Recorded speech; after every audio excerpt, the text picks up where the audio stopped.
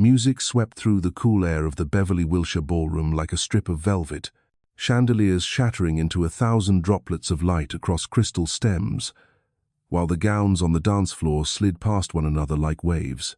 Josh Mercer appeared when the strings changed chords, his Tom Ford tuxedo hugging broad shoulders and his 3-second smile rehearsed hundreds of times in the mirror. Cameras flashed at once. The guest, list handlers, familiar faces in award season tilted their heads in that subtle gesture reserved for the man fortune had just named Entrepreneur of the Year.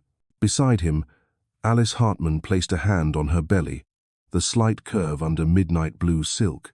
A reflex that seemed tender was in fact self-defense, a thin shield between the not-yet-named child and a father whose lenses were adoring. "We're 12 minutes late." Josh leaned to her ear, the fizz of champagne on his breath mixed with a too-sweet, expensive cologne. "But still in time for my opener. Keep that smile. Vogue is live-streaming." Alice smiled. She knew the verbs Josh used all too well: keep, fix, place, raise, as if she were a prop on set, an object to be lit correctly to complete his frame. She let his hand lift hers, his kiss brush by like a blue check mark, then drop just as quickly enough for a camera to catch, sufficient for the comments online to call it the heartbeat of love. Women at the head table dabbed the corners of their eyes, half from emotion, half because pricey mascara liked to run. An actress murmured, "LA love still exists," as if the line were another prop to decorate the evening. Someone on the organizing team glanced at a watch. At 8:10 p.m., Josh would take the stage. At 8:08, he checked the phone face down on his thigh. 3 short buzzes. 10:30. Red. The name on screen. S. Lou. Alice didn't look, but she heard.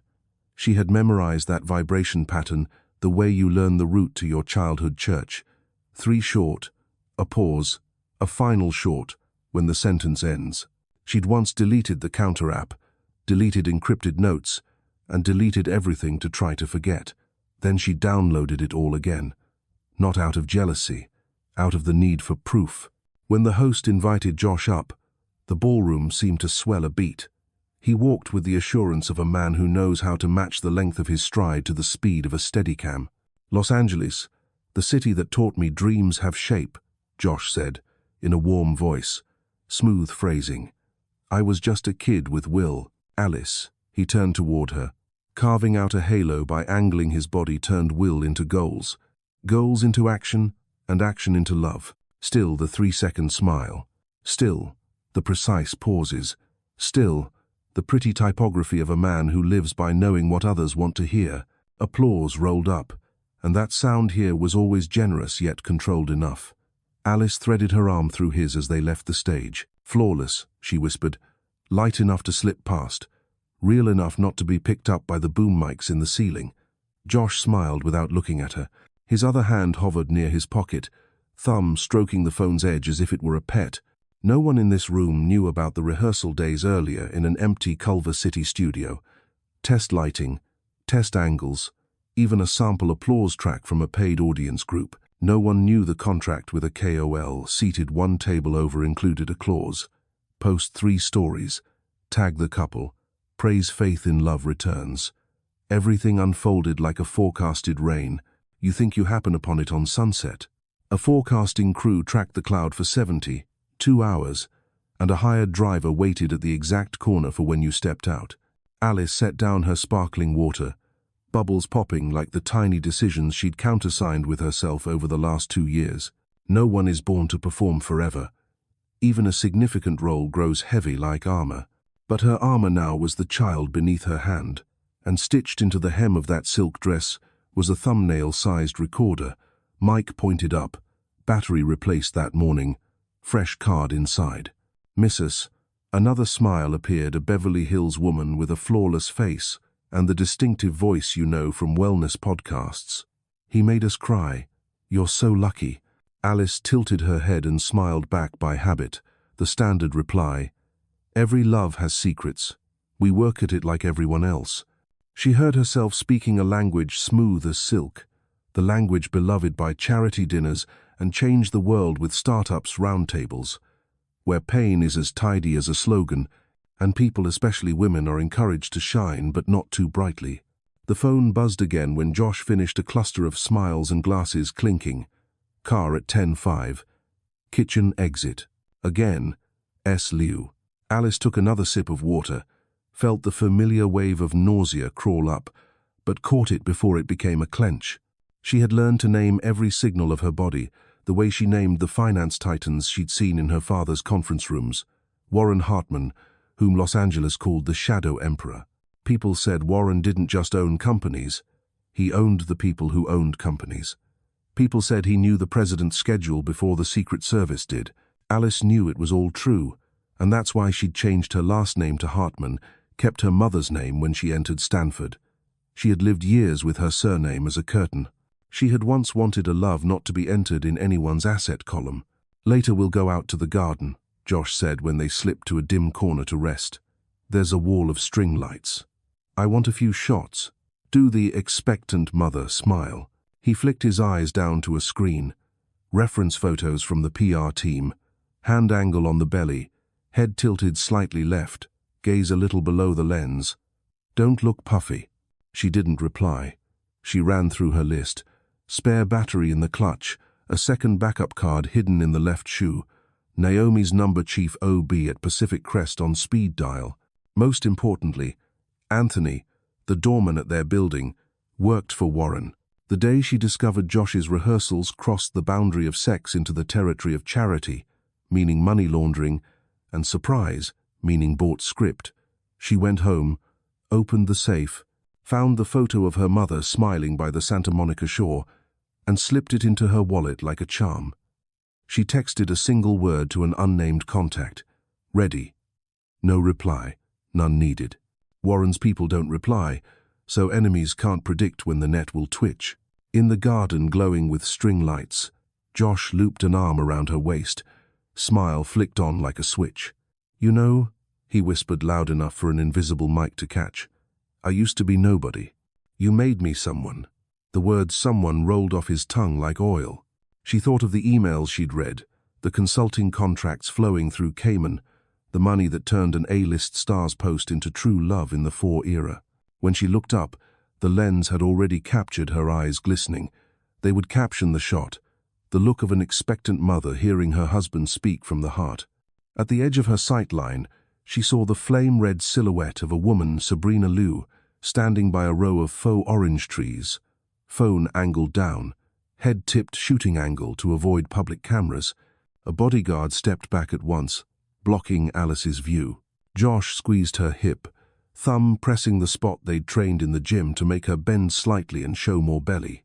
The following steps were a dance. He turned her hair so the light edged his left profile. She tilted to show the diamond earring. The photo would say love is light. Here, the light was technique. Miss Hartman, I'm Sheila from the LA Times. A gentle voice cut across the backstage.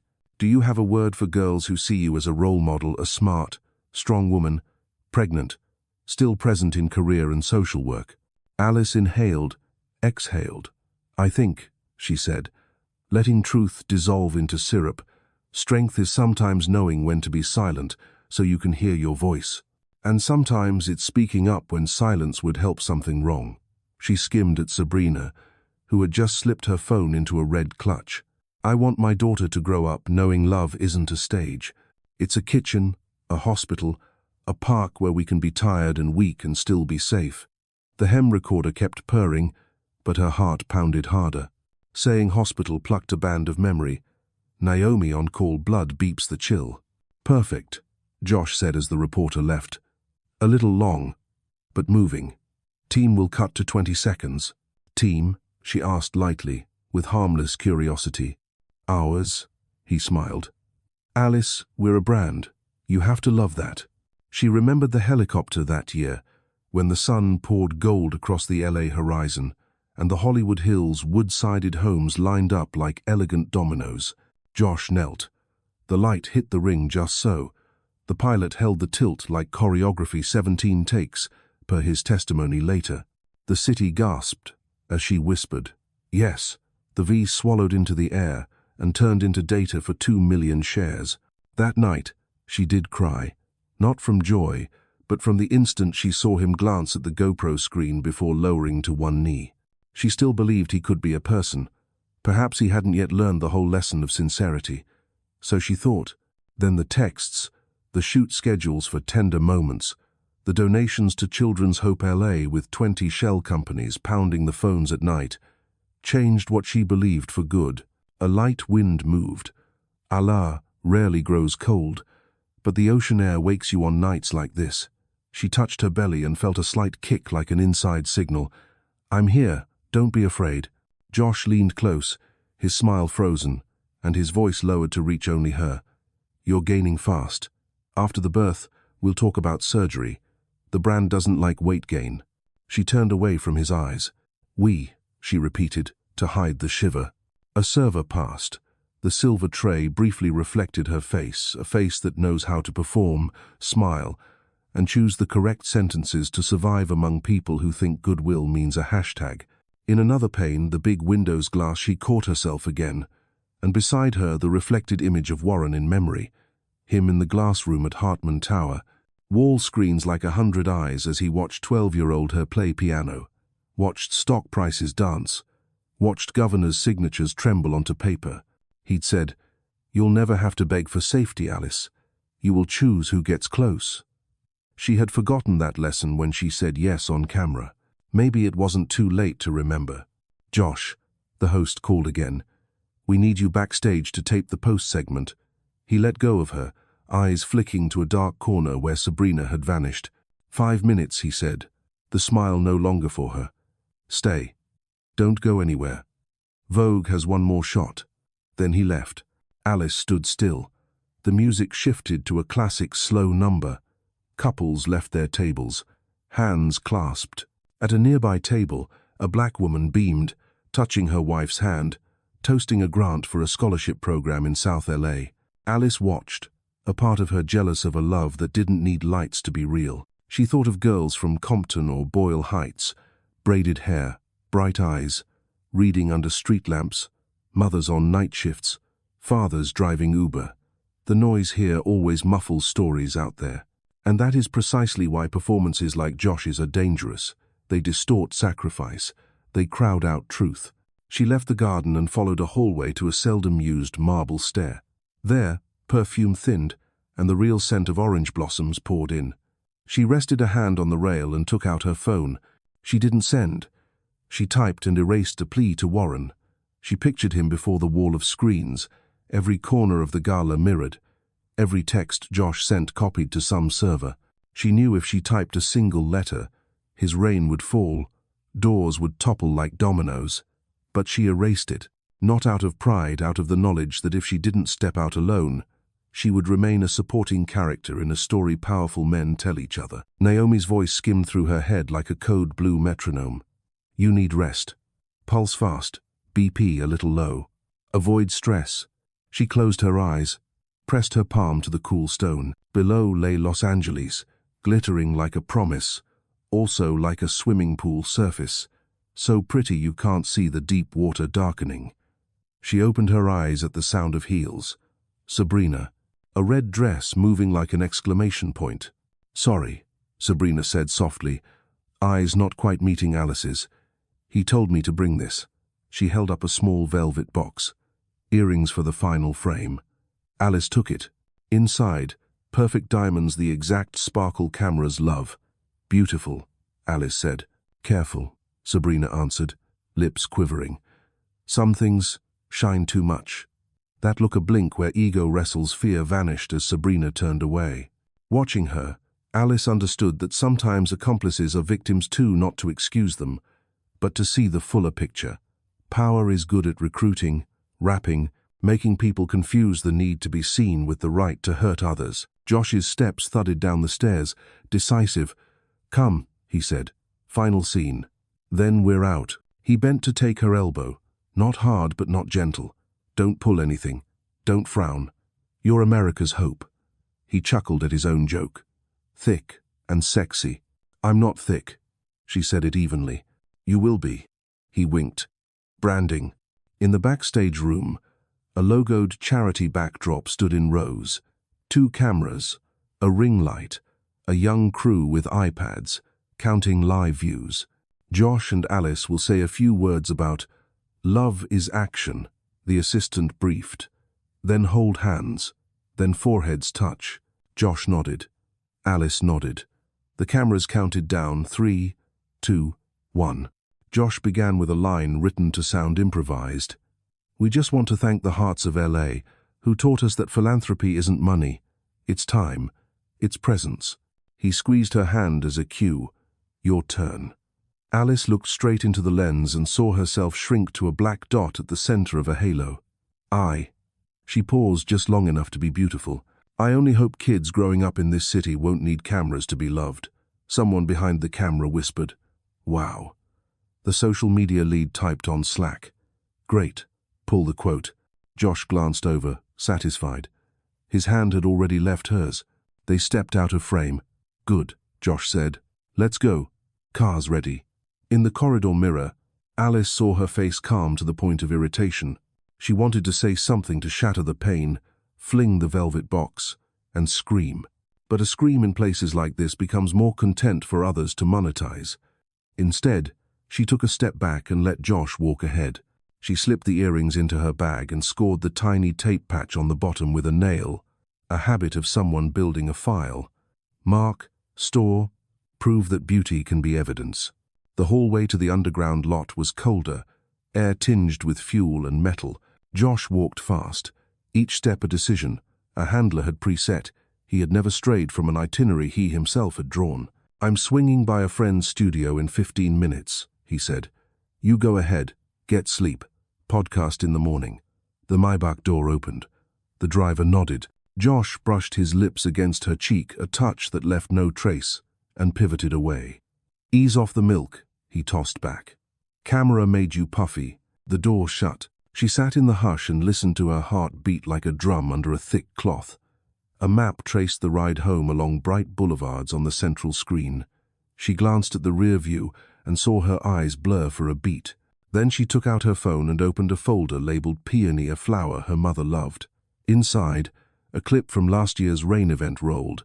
Josh carrying her across a puddle, tabloids calling him a knight. She remembered the cold seeping through wet fabric, the smell of plastic ponchos, and his first words once the car door closed. "Right angle, okay?" She hadn't answered, but that night, she added a weather screenshot proof the rain wasn't a surprise. She said the email was from the paparazzi team. She put everything in order. She taught herself to keep the truth from being crushed by pretty. The car stopped at their Century City building. Anthony opened the door. "Good evening, Mrs. Mercer," he said softly. Eyes shuttered like windows with blinds. She nodded. She pressed her palm to the glass when the elevator doors closed and felt the cold through her skin. The doors opened onto the penthouse floor, where white orchids were replaced weekly. She slipped off her heels, feet lightening. The living room was dark, streetlight falling in like silk ribbons. She went straight to her tiny office, the room Josh rarely entered because there was no big mirror. She opened the safe fingerprint one clean click. Inside, 3 hard drives, 5 cards, a stack of notarized papers. She took the card from the hem of her dress and set it in a case. She labeled it with the date. Her phone buzzed. Not Sabrina's rhythm, not Josh's. A short cluster, then silenced the signal from an encrypted app only Warren's people used. No text, just an image, a photo of her and Josh in the garden tonight, shot from an angle the gala cameras couldn't reach. At the edge of the frame, Sabrina is turning away, her hand touching her belly with an instinct that has no name. And far off, through a mesh of string lights, Josh's face tilted away from her, eyes sliding to his screen. Under the image, a green dot recorded. She lowered into a chair, hands around her belly. "Sweetheart," she whispered, "tonight I won't write to Grandpa. I'll let everything sit still one more beat. But I promise, when it's needed, the door will open. Not because I want revenge, because I want you to grow up in a world with less lying." A draft slipped through the balcony door seam. In the distance, a helicopter pressed against the LA sky like a reminder that someone is always shooting. She turned off her phone and stood. In the hallway mirror, once more, she saw herself overlapped with another woman, her mother, years ago, also standing in some hotel corridor, yellow light, a decision about to be made. Her mother had chosen to go with Warren and lived with a man who was always in the middle of secrets. She did not want her daughter to pay any such price. She walked toward the bedroom, each step deliberate because in a city of actors, perhaps the only way to live honestly is to learn to act for yourself. Act patient, act strong, act gentle, act until habit becomes instinct. A family photo sat on the cabinet. 7-year-old Alice on Warren's shoulders at the beach, hair wet, eyes squinting in the Sunday. Beneath the frame, her mother once wrote a note. Light isn't on the stage. It's where you stand up beside the weakest person. She touched it and heard some whisper inside the apartment, just the HVAC. Still, she imagined it as a great machine booting somewhere. Warren's network. A mesh of lawyers, reporters, doctors, doorkeepers, drivers, invisible cleaning crews, all waiting for a single signal. She lay down and switched off the lamp. In the dark, LA still shone, like every city that never sleeps for ambitions that never fit. She placed her hand back on her belly. The baby kicked lightly, as if answering. "Sleep," she murmured. "Tonight I'm on watch." And somewhere under the Beverly Wilshire sky, where chandeliers had gone dark and backdrops were rolled away, all that remained was perfume, the footsteps of the cleanup crew, and a glass left behind while their story was still being edited. But this time, not just one man would write the script. Alice began cutting her own reels in her small private darkroom, not for release.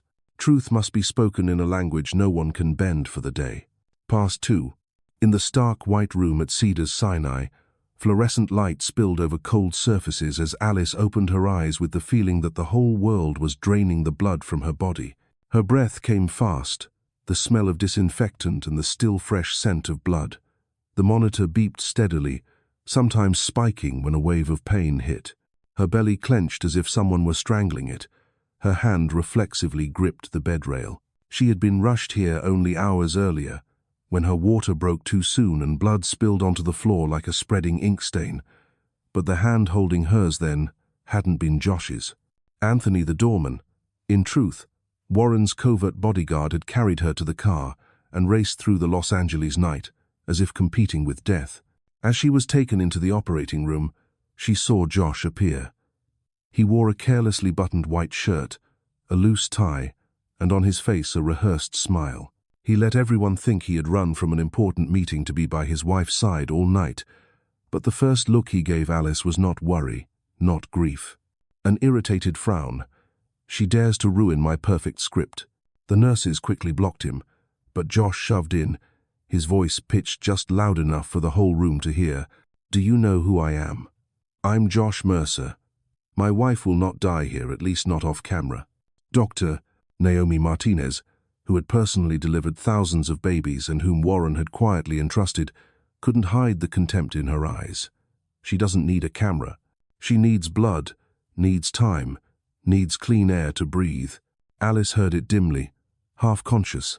The pain pressed her down, cold sweat beading. In a blink, she saw Josh's figure draw near, and then a brutal force crashed against her cheek. A slap sharp, heavy, not the outburst of sudden anger but the product of a long-accumulated contempt. A sob burst from Alice's throat along with a fresh thread of blood spilling from the corner of her mouth. The monitor screamed, heart rate soaring. The room froze for 2 seconds, no one believing what they'd just witnessed. Then, everything exploded into motion. 2 nurses lunged to restrain Josh. A doctor shouted, "Security! Call security immediately." Blood stuck to Alice's cheek, mixing with tears into a blurred red streak. But in that instant, her eyes opened and fixed on Josh, weak, dimming from pain and blood loss. They still burned like a final flame before they died. A kind of light that Josh, a man used to living in illusion, had never been able to endure. "You," her voice broke, "will lose everything." Josh roared, thrashing, his face contorted like a man whose mask had been torn away. "Shut up. You're just a prop. I'm the star." Security was in. 3 uniformed men, along with Anthony, rushed in to subdue him. Josh was forced to the floor, his face striking the cold tile. He cursed, writhed, howled like a wild beast. In the corner, a nurse trembled, but didn't forget to press the surveillance camera button. Everything was recorded. The slap, the blood, the accusations, the raw frenzy. Alice gathered her strength and groped for the phone under her pillow. Her trembling fingertip opened contacts and found a name that had appeared in dreams many times, but that she had never tapped. Dad. She typed just 2 words. Come now. On the other side of the Pacific, in the highest glass-walled office in New York, Warren Hartman, Shadow Emperor, was signing a deal worth hundreds of billions. His phone vibrated. The message appeared. He looked at those 2 brief words, capped his pen, and stood, saying no more to the international partners. He left only 1 sentence. The deal ends here. My daughter needs me. And he left, on an emergency private flight, bringing with him a team of lawyers, doctors, reporters, and evidence prepared long ago. In the hospital, Alice closed her eyes and sank into a faint, still hearing Josh's shouts as he was dragged away, the metallic clink of handcuffs locking, and her own whisper to the child in her belly. You will not grow up in the dark. I promise. That night, Los Angeles was still blazed with lights, as always. But in a corner of a hospital room, a storm had been set in motion. A storm the entire city would have to witness when the perfect show collapsed. Malibu in the afternoon wears a blue that's hard to name, the blue of the Pacific slapping the cliffs, the blue of glass on mansions set like ivory teeth along the hills, the cold blue of a sky where helicopters scribble their signatures like the autographs of people too wealthy to stop at red lights. Josh's cliff-edge mansion is a block of glass and concrete, 9 bedrooms, 3 pools, a screening room in the basement, and enough smart devices to blur the line between convenience and surveillance. Alice had been here many times, but as she stepped over the teak threshold today, a different feeling ran down her spine, like sea wind slipping between vertebrae. She wasn't here for a weekend off. She was here to listen to the house. The cleaners had just left. The kitchen gleamed, smelling of lemon and steel. A neat little robot vacuum traced zigzags the invisible labor of luxurious weekends. Alice set down her bag and checked the tiny plastic hair clip with a pinhole camera, the kind she'd learned to pop open, swap the micro SD, and charge with an old USB cable no one would notice. She had 3 of them.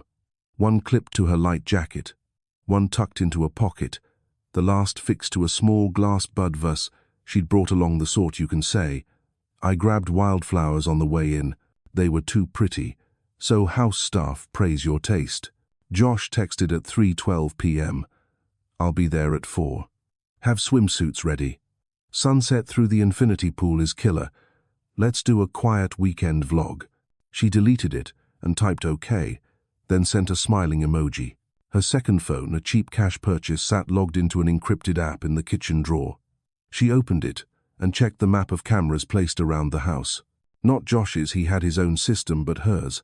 Little eyes, nearly invisible, bought at different stores from San Bernardino to Bakersfield, paid in cash, mask on, baseball cap, a borrowed southern drawl. She learned to walk into her father's world without carrying his shadow. She walked the hallway, stopping at a wall hung with a black and white of them, Josh lifting her in the rain, his smile lit from within. She looked like she was smiling too, though the corners of her eyes, if you zoomed, pinched slightly. The frame was a hair bigger than the wall, making something feel skewed. Alice laid her palm on the edge, not to pet a memory but to feel the faint tremor. A hollow wall echoes differently from a solid one. The echo was dull here, like a whale's belly hiding something. She stepped back. Light from the sliders crawled across the frame, and with a watcher's eye she caught a tiny gap near the lower corner. Her breath paused half a beat. Don't rush, she told herself. All secrets prefer the impatient. She opened the utility cupboard under the stairs and took a slim steel ruler to pry open the watchbacks.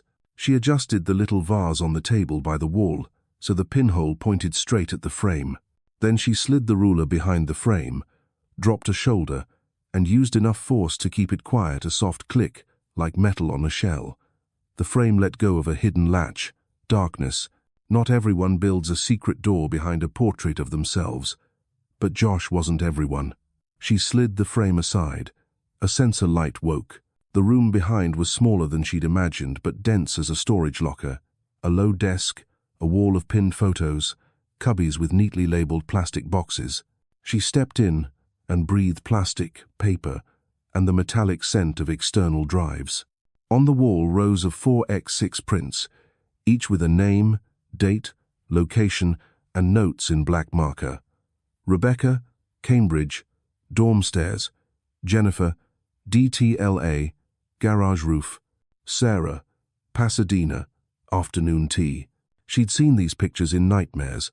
A woman's last look, a few stray hairs on a lip, a hand half reaching, half letting go. But here the photos weren't keepsakes. They were a manual. Below each, short lines like phone went dark at 2013. Guard nodded off. Camera angle 3 blind. The flat voice of a man who treats people like math problems. Alice wouldn't let herself slide into the dark. Her goal wasn't to scream, it was evidence. She removed the clip cam and set it on a shelf opposite the photo wall. She couldn't copy everything today, but needed a clean sequence of the room, its layout, and each box in place. She skimmed the labels. DL, jewelry, ID, licenses, video raw, locked, contracts. C, the video raw, locked box, had a tiny built-in combination lock. She spun the wheels. No click. Fine. She moved to the lower shelf and pulled contracts. C. Inside were consulting agreements, service forms, and the ugly interfaces of shell companies. Seraphim Holdings, consulting agreement, $2 million. Signature, S. Liu. In the margin, a faded note. Cover, yacht. She knew the Cayman boat was registered as Sabrina's Star 2. She slid a sheet of paper underneath and ran a handheld scanner the size of a phone across the pages. 10 seconds per pass, a tiny insect whir. She captured 3 contracts, tucked them back exactly, aligning the page edges she'd memorized. Everything had to end up where it started. A man like Josh won't notice significant changes too busy performing, but he smells small ones, like any control addict. Next, ID, licenses. She inhaled. Plastic sleeves with driver's licenses, student cards, library cards, and photo IDs were snipped from wallets. Each one a life paused by a hand that didn't need to think. She didn't linger. She swept photos like she was making a map. Her hand trembled at one name. Elizabeth Hartman, her mother. Not on a document, but in a tiny Polaroid labeled test run successful. Her chest cinched, the way a seatbelt bites when yanked too hard. The picture showed her mother at a restaurant gold light, a smile worn thin after a fundraiser, a glass of red on the table. Beneath the Polaroid, a slim envelope. Inside, printouts of charts titled X47 Compound, Timeline, arrows along an axis, notes on dosages. 14 Mo. Plausible cancer mimic. She set it down and ground her teeth until her jaw ached. She had suspected. Now she knew. The HVAC hummed steadily, like a beast asleep. She carefully shot each page, then restored the order, tapping edges so they felt flush.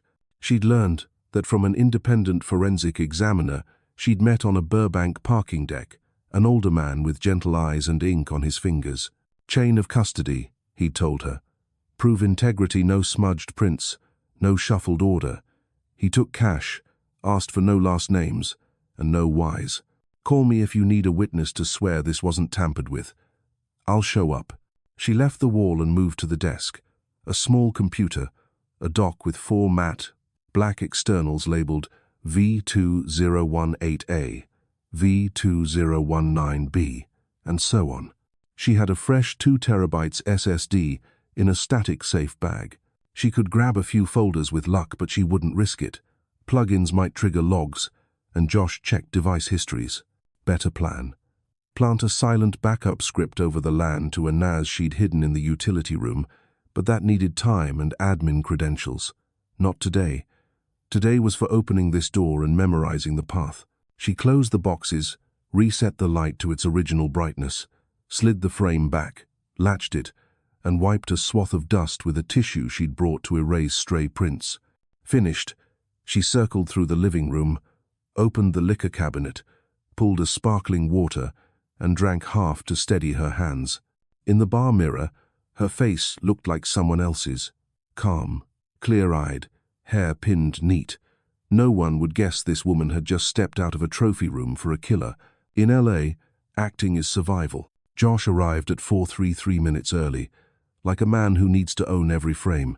He kissed her cheek, cologne as strong as ever, then strode to the terrace, arms thrown wide into poured gold air. "Light is insane today," he said to no one in particular, maybe to the fantasy of millions of followers.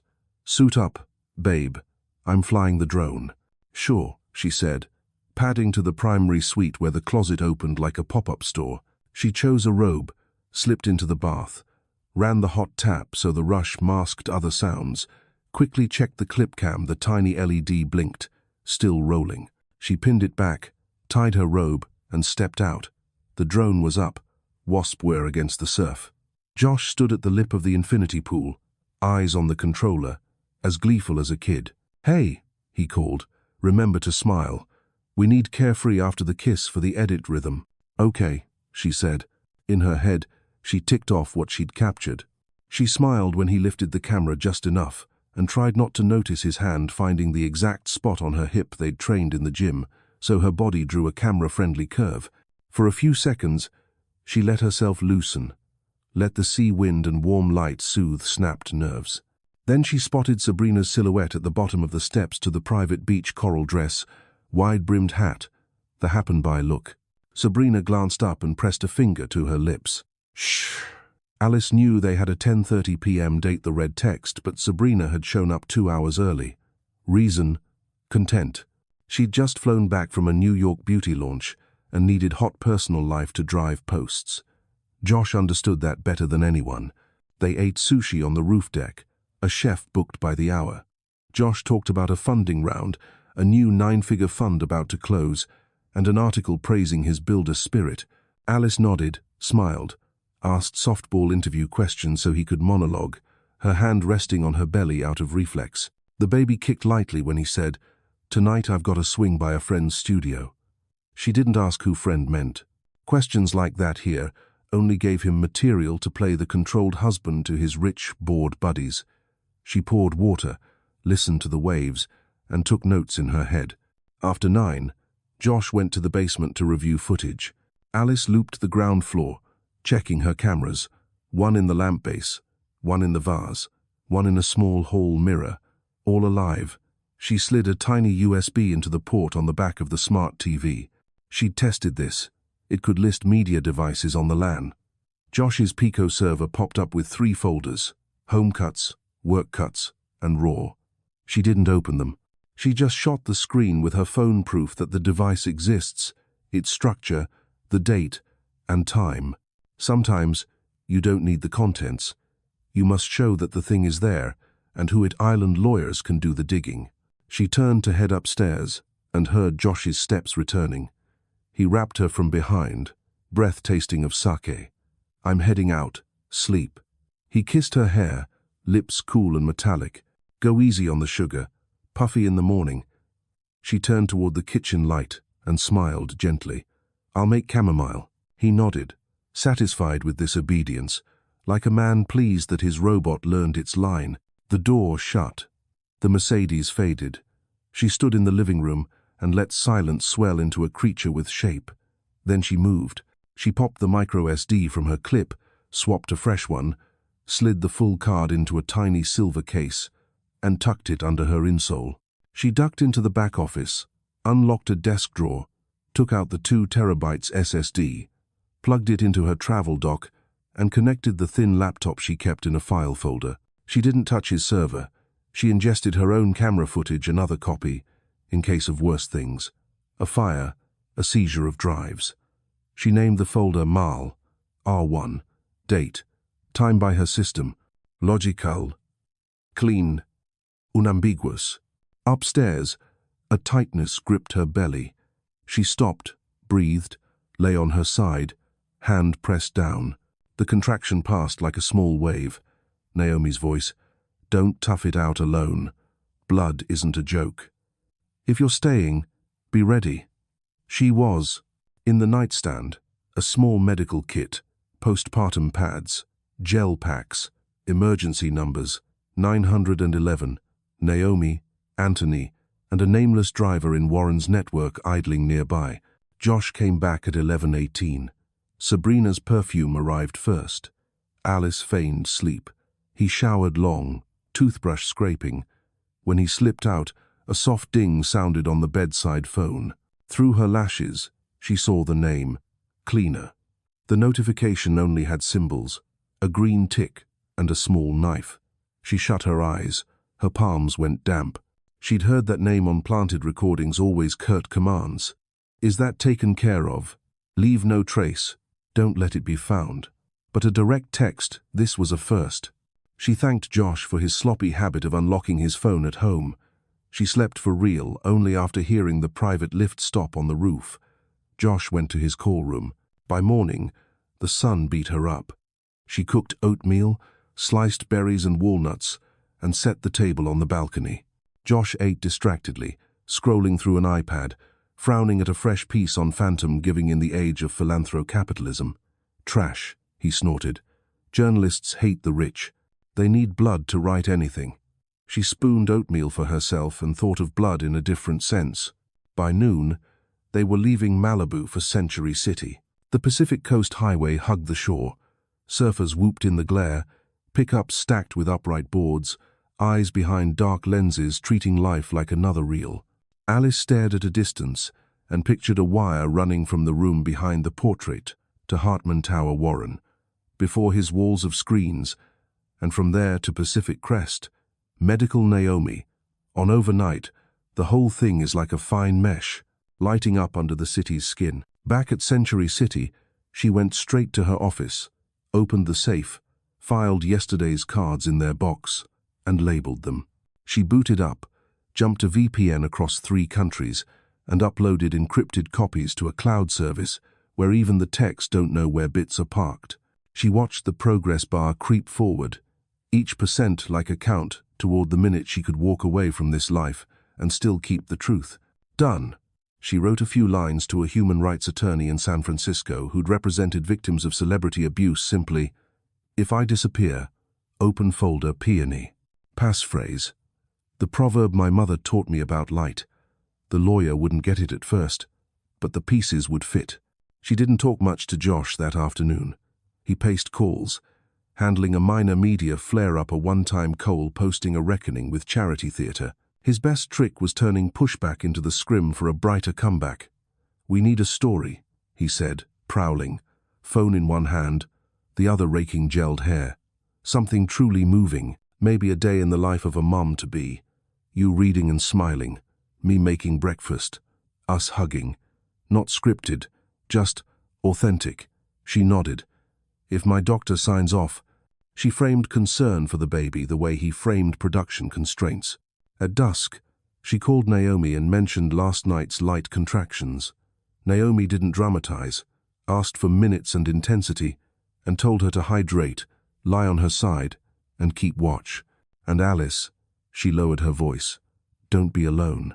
Alice scanned the vast, beautiful, city-lighted apartment and felt more alone than anywhere.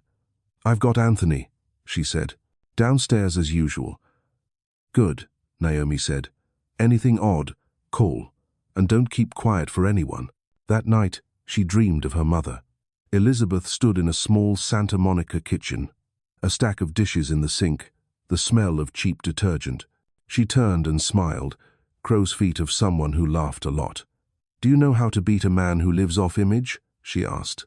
"With truth that doesn't need to look pretty." Alice woke with a damp pillow.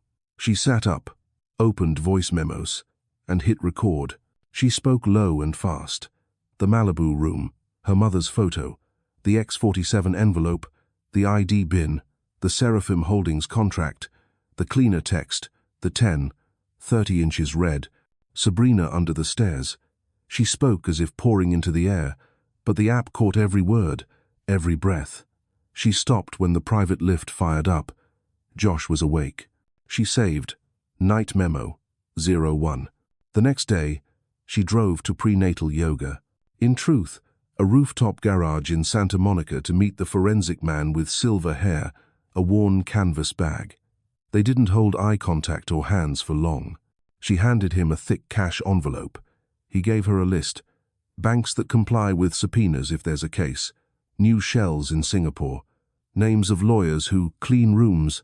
An insurer who once denied a payout on suspicion of staging. He said softly, "You're playing with fire. You know that." She nodded. "I'm learning to wear gloves." He smiled, sad. "Gloves don't stop fire. They only hide prints. For fire, you need to know the wind." She wrote that to memory. On the way back, she swung into a grocery store, bought 2 yogurts for lunch, and swiped a card Josh could see to prove she really went to yoga. If you want a watcher to believe you never turned, you leave tire tracks in the right lane. By afternoon, Josh brought home a big idea, a short piece with a South LA non-profit. "We'll write a big check," he said, eyes lit with a light she feared. "You hold a couple of kids, say a few lines. I'll tear up." She looked at him like he'd suggested using victims as decor. "Can we move real money?" she asked. He laughed. "Don't be naive. Everything's a signal. We wire a slice. The rest is operational cost." She said slowly, "If you don't move money, you'll need another yacht to forget the hollowness." He arched a brow. "Your copywriting's getting sharp." She didn't answer, turned to the sink and rinsed apples.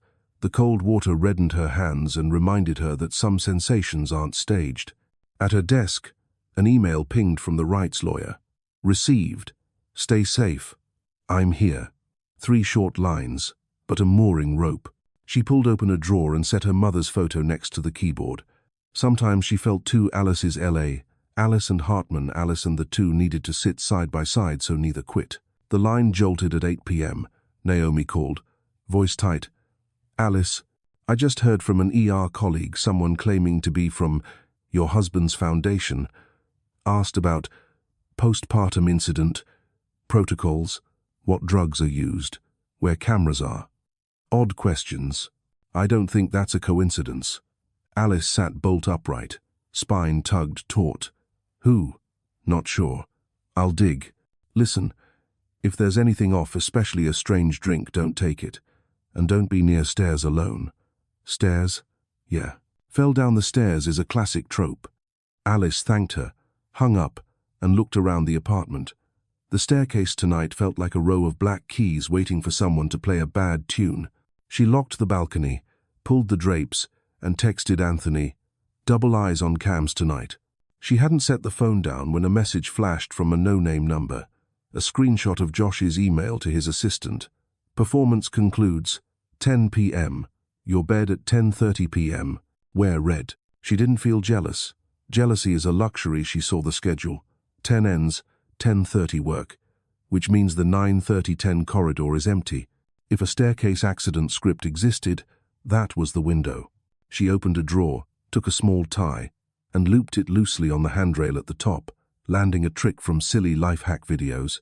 If someone tugs hard, it drops, leaving a sign. She stuck a wafer of chalky sticker under the last step. Any sliding foot would pick up dust. Not to catch him, Josh doesn't make physical mistakes, but to remind herself she still had the right to set rules in the space where she lived. Around 9:40, Josh stepped out, top button open, cologne thick as mist. "I'm heading out," he said, trying for casual. "Sleep." She nodded, hugged him, breathed his cologne so she'd remember, and let her hand pass over his jacket pocket as if it were an absent-minded squeeze, feeling the complex shape of a small bottle. He left. The door clicked. She ran to the staircase. Tie is still there, sticker untouched, quiet. She went back to bed, lay down, and slept deeply for the first time in nights, like someone who had finally set a stake in the current.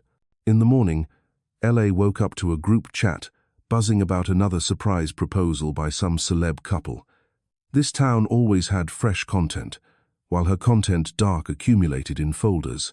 She ate peanut butter toast, sipped ginger tea, read a children's story about a fish finding its way home to the baby inside her, and opened Night Memo 02. Today I looped the railing and placed a sticker. No one touched it. I want to believe there's a universe where men don't need to learn to stop their hands.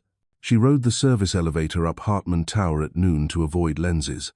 Warren was in Tokyo, but Marcus Cole, head of security, waited in glass, solid as rock. His eyes were those of a man who'd stood in many fires and knew to wait for the right wind. "You don't have to do it all yourself," Marcus rasped, a man of few words. "In LA, everything has a camera," she answered, with a thin smile. "I'm just adding a few. Warren will." He hesitated. "I know what he'll do when that man crosses a line." "He won't wait for a line to be crossed," Marcus said. "He chalks it in advance. And me? You're the one who draws the line on your body." Warmth rose into her throat. "I'll send you what I have," she said. "No, don't send," Marcus cut in. "Don't move it. Keep it. When you say now, we'll pull." She nodded. They understood each other without much language. Rain, a rare LA kind, hit as she reached the garage. Big drops drummed the windshield, brake lights bled red down the boulevard, and people darted for awnings. She thought of the staged shot in the rain, his hand tipping the umbrella, the $200,000 candid. Then she cracked the window and let a few drops wet her face, allowing herself a very ordinary sensation: rain knocks dust down. Back home, she didn't towel off. She went to her office, clicked on a soft yellow lamp, and wrote to her child, "One day you'll ask why we left. I won't tell you the man under the bed was a monster. I'll tell you about the hands that held me. A doctor, a doorman, a lawyer, a silver-haired man who knows chain of custody, a rough-voiced man named Marcus, and a man the city calls the Shadow, but who is light, to me your grandfather. And I'll say, you are no one's shadow, you are the path of wind." She folded the letter into an envelope and slipped it into Peony. Outside, the rain stopped like a knife cut. LA gleamed again, ready to roll another reel. Inside, her little home server kept blinking like a pulse. And in Malibu, behind a portrait, that room still waited for another hand to open it. But next time it opens, there will be more people outside, cameras recording, pens poised, a warrant ready. Alice barely laid a hand on her belly and smiled.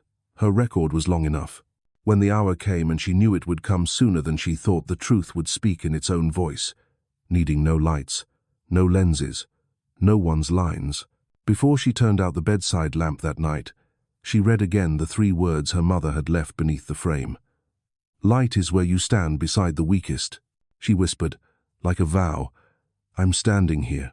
November in New York felt like a pane of shattered glass, skin-slicing wind, a smoke-gray sky, while the LED screens in Times Square blazed on as if nothing could touch them. In a hospital room at Mount Sinai, white light poured down on Alice like a reminder that life is more fragile than any plan. Emma slept in a NICU incubator, a tiny heart pounding beneath paper-thin skin. Alice lay on her side, an IV in her arm, eyes on her child, ears on the monitor's beeps, her palms beaded with cold sweat. The door flew open.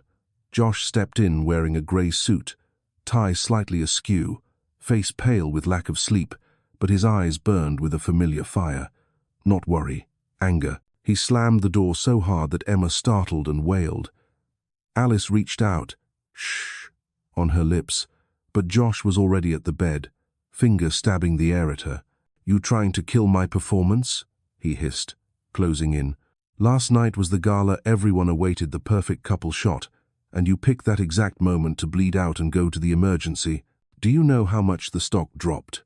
Alice met his gazer. "I didn't pick it, Josh. Our baby almost died."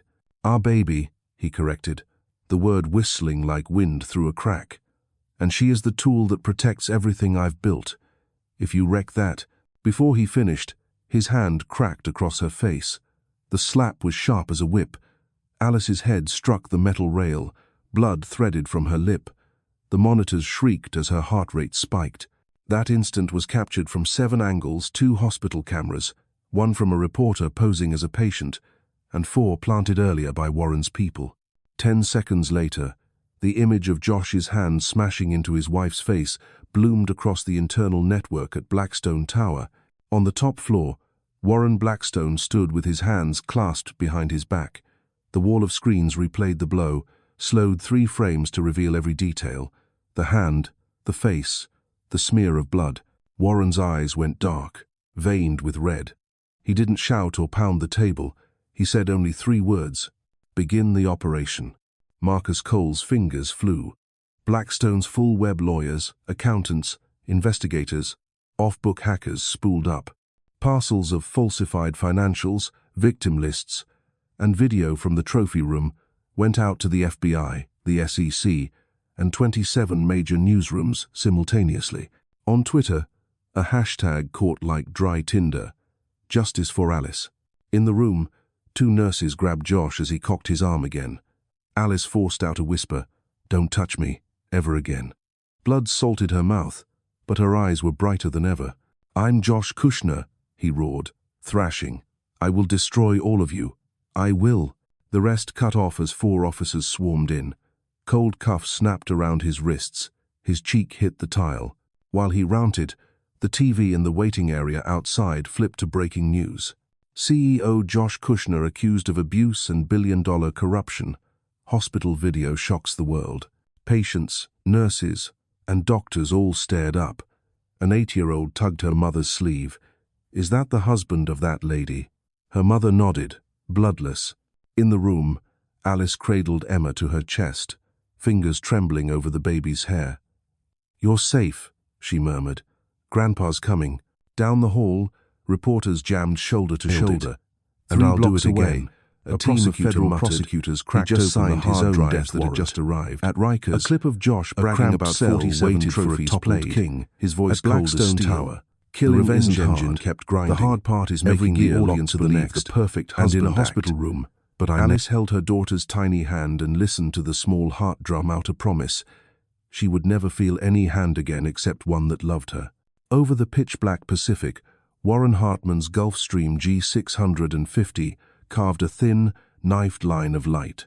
Inside the cabin, the engines droned with the steady breath of a beast, holding its rage in check. A wall of monitors washed blue across the faces in the airborne war room, an in-flight command post where a single click could topple an empire. Warren stood from Haneda, shirt buttoned, tie loosened 1 notch. On the center screen, the slap Josh's hand crashing into his daughter's face played in silent loop, slowed frame by frame until each bead of blood at Alice's lip punctuated the sentence of a verdict yet to be read. "Report," Warren said low, edged. "Start with the money." A woman in a pale gray blazer, tight curls Maya Park, head of rapid restructuring, looked up. "Mercer Capital Group runs 47 active accounts across 11 banks. We've sent protective orders to 3 in New York and 2 in LA. The rest are ready to freeze upon receipt of the judge's order. Papers are on Federal Judge Ellison's desk. Josh Mercer's personal assets are the Malibu compound, Century City penthouse, a ranch in Napa, and an art collection registered in Delaware. We've built a suspicious source dossier. 3 yachts, Sabrina's Star 2, Cayman, flagged, $48 million, can be seized at San Pedro tonight. Finish before sunrise," Warren said. "Leave him no exit." "Media," he pivoted. A gaunt man with raptor eyes, Ethan Bell, crisis coordinator, typed fast. "Justice for Alice is trending 1 on 4 platforms. We've packaged data for the LA Times, ProPublica, and a clean record investigative reporter at Variety. No exclusive simultaneous drop. The fake philanthropy thread has a timeline and infographics showing Children's Hope LA received only $50 K on a $2 M check. The hospital clip will air mosaic to protect the victim, but the slap stays. Outrage is building. We have to steer it toward evidence." "Legal," Warren said, and the cabin tightened. A face that makes CEOs sweat, Sarah Ellison Hale, lifted her eyes, voice satin sharp. "Criminal filings are ready. Aggravated assault, intentional bodily harm, conspiracy to commit murder based on pre-purchase of drugs and coordination with the third party, cleaner, plus securities fraud, money laundering, tax evasion." Search warrants are signed electronically by Judge Martha Ellison at the LA Superior. The FBI LA field office is coordinating, but I want SDCA AUSAs to keep leaks down. Civil. Victim protective orders. Permanent no. contact, ex parte marital asset restraining orders. We've also drafted a class action for defrauded investors. No room for a deal, Warren said. Sarah nodded. No plea. If they ask, we raise the stakes. At the table's end, Marcus Cole, black quarter zip, faint scars at the wrist from his special operations years, pointed to a map of LA on screen. On-site security, Pacific Crest Medical Center. NICU floor is covered discreetly by our people. 2 rings. Inside is the hospital staff. Outside is our team in logistics cover exits. Roof, our pilot is on standby. Ambulance ramp, cameras cleared. Josh is in a holding interview room. The LAPD will move him to a precinct. During transfer, we'll let bystanders film its social deterrence. Sabrina Liu's at a West Hollywood hotel. 2 drivers and one of our lawyers are embedded as her team to hold her in place. The baby? Warren asked. For a quarter second, his voice softened, then set again. Emma's stable per Naomi, Marcus said. Fighting well. Alice is anemic but conscious. Naomi asks that we limit stress. Hospital's been told, no press hovering. Naomi's name moved through the cabin like a charm.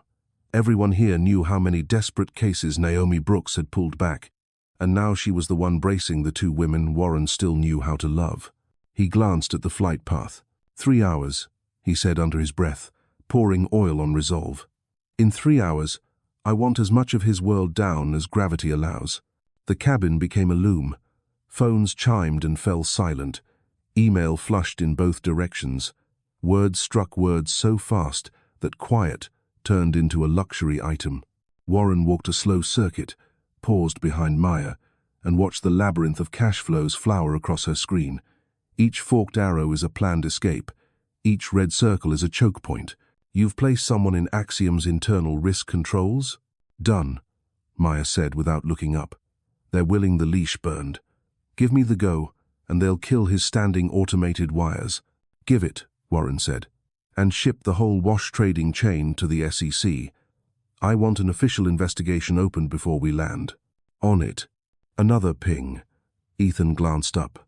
Variety just published the philanthropy piece. Traffic spiking. Don't let it become cruelty for clicks, Warren said. Bake in a call-out, where real giving goes, which orgs are credible. Channel the anger toward good. Don't let it turn pack. Wolf, Ethan typed. Copy. Warren faced the center screen. The slap ran again, then cut to Josh howling in cuffs. Warren didn't blink. Building an empire had taught him that nothing endures like unadorned truth, no voiceover, no score. He lifted a sat phone and dialed a number not stored anywhere. Carter, he said when the other end picked up. I'm handing you a model case. Prosecuting a killer, a system once shielded. I need you to stand still. No cover for anyone who gets exposed. You don't cover for devils. President Carter Hale rasped tired. Alert. What've you got? Video. Money trails. Written murder for hire. Ties to officials. But Carter, Warren's tone rang like tempered steel. I'm not doing this to be a hero. I'm doing it so a child never learns the smell of fear. Don't turn it into a political act. A beat. I owe your daughter that, Carter said. And every daughter. I'll stand still. Warren, keep your hands inside the law. Today the law is my blade, Warren answered, and cut the line. A hand settled on the table's edge. Sarah, you know the prosecutors will try to own the stage, she said. They'll want the face time. I don't object if they do the work. But on the victim's cadence, I will not yield. Alice is not a set dressing. She sets the metronome. Warren nodded. That's why you're here. For a breath, his gaze softened, and he saw the private hairline fractures the system had left across this woman made of edge. Then he returned to the controlled burn of anger. Marcus rat in the nest. Marcus snapped. The screen switched to Mercer Capital Century City floor plan. 0400. Our team enters with U.S. Marshals, no time to purge data. Video raw is on 24. A dark room behind a bookcase. We've got the map, but I want it quiet. 3 of their IT have been persuaded to revoke Josh's admin in the background. On entry, drop the network, dead zone Wi-Fi, and block ports. Every drive gets tagged and logged chain of custody at the door. No smashing, Warren said. This has to play like a conservatory recital of procedure. He'll hire the best to claim we botched the rules. Sarah nodded. Hard-nosed AUSAs are riding along. Chain stays clean. A corner monitor flashed. Naomi Pacific Crest. Marcus tapped. Naomi's face filled the frame drawn, steady with NICU's dim behind her. She asked, "How much longer?" Naomi said quietly. "Alice is awake but tachycardic. Emma's holding. I need it in writing. No one gets access, especially the sorry current husband. Your people are on the outer ring. Can I refuse entry if he tries?" "You're obligated to refuse," Sarah said, voice ironing. "I'll fax the restraining order in 10 minutes. Any attempt to approach is a violation." Warren stepped closer, voice soft as cloth. "Keep the baby with Alice, Naomi. Don't separate them unless medicine says so.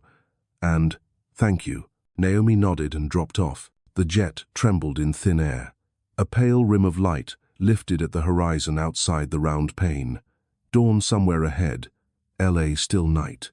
Warren palmed the old watch at his wrist, Elizabeth's relic, from the woman who taught him that power is only worth having if it shelters someone smaller. Today, he thought, we use it right. By the time the Gulf Stream kissed down at Van Nuys, the screens were stippled with blinking red. Account freezes shifting to executed, marshals in position, media burrowing like fire ants. A black convoy uncoiled from the airstairs, light bars pulsing red-blue. Warren stepped into the early wind as if it were a slap he didn't feel cold. On the way into the city, Ethan read, LA Times lead, mask off, fake charity, real violence. ProPublica's money maps are live. Variety ran the clip with a content warning. Justice for Alice plus Believe Her are ripping through entertainment. 2 talent managers pledged to freeze Mercer ads.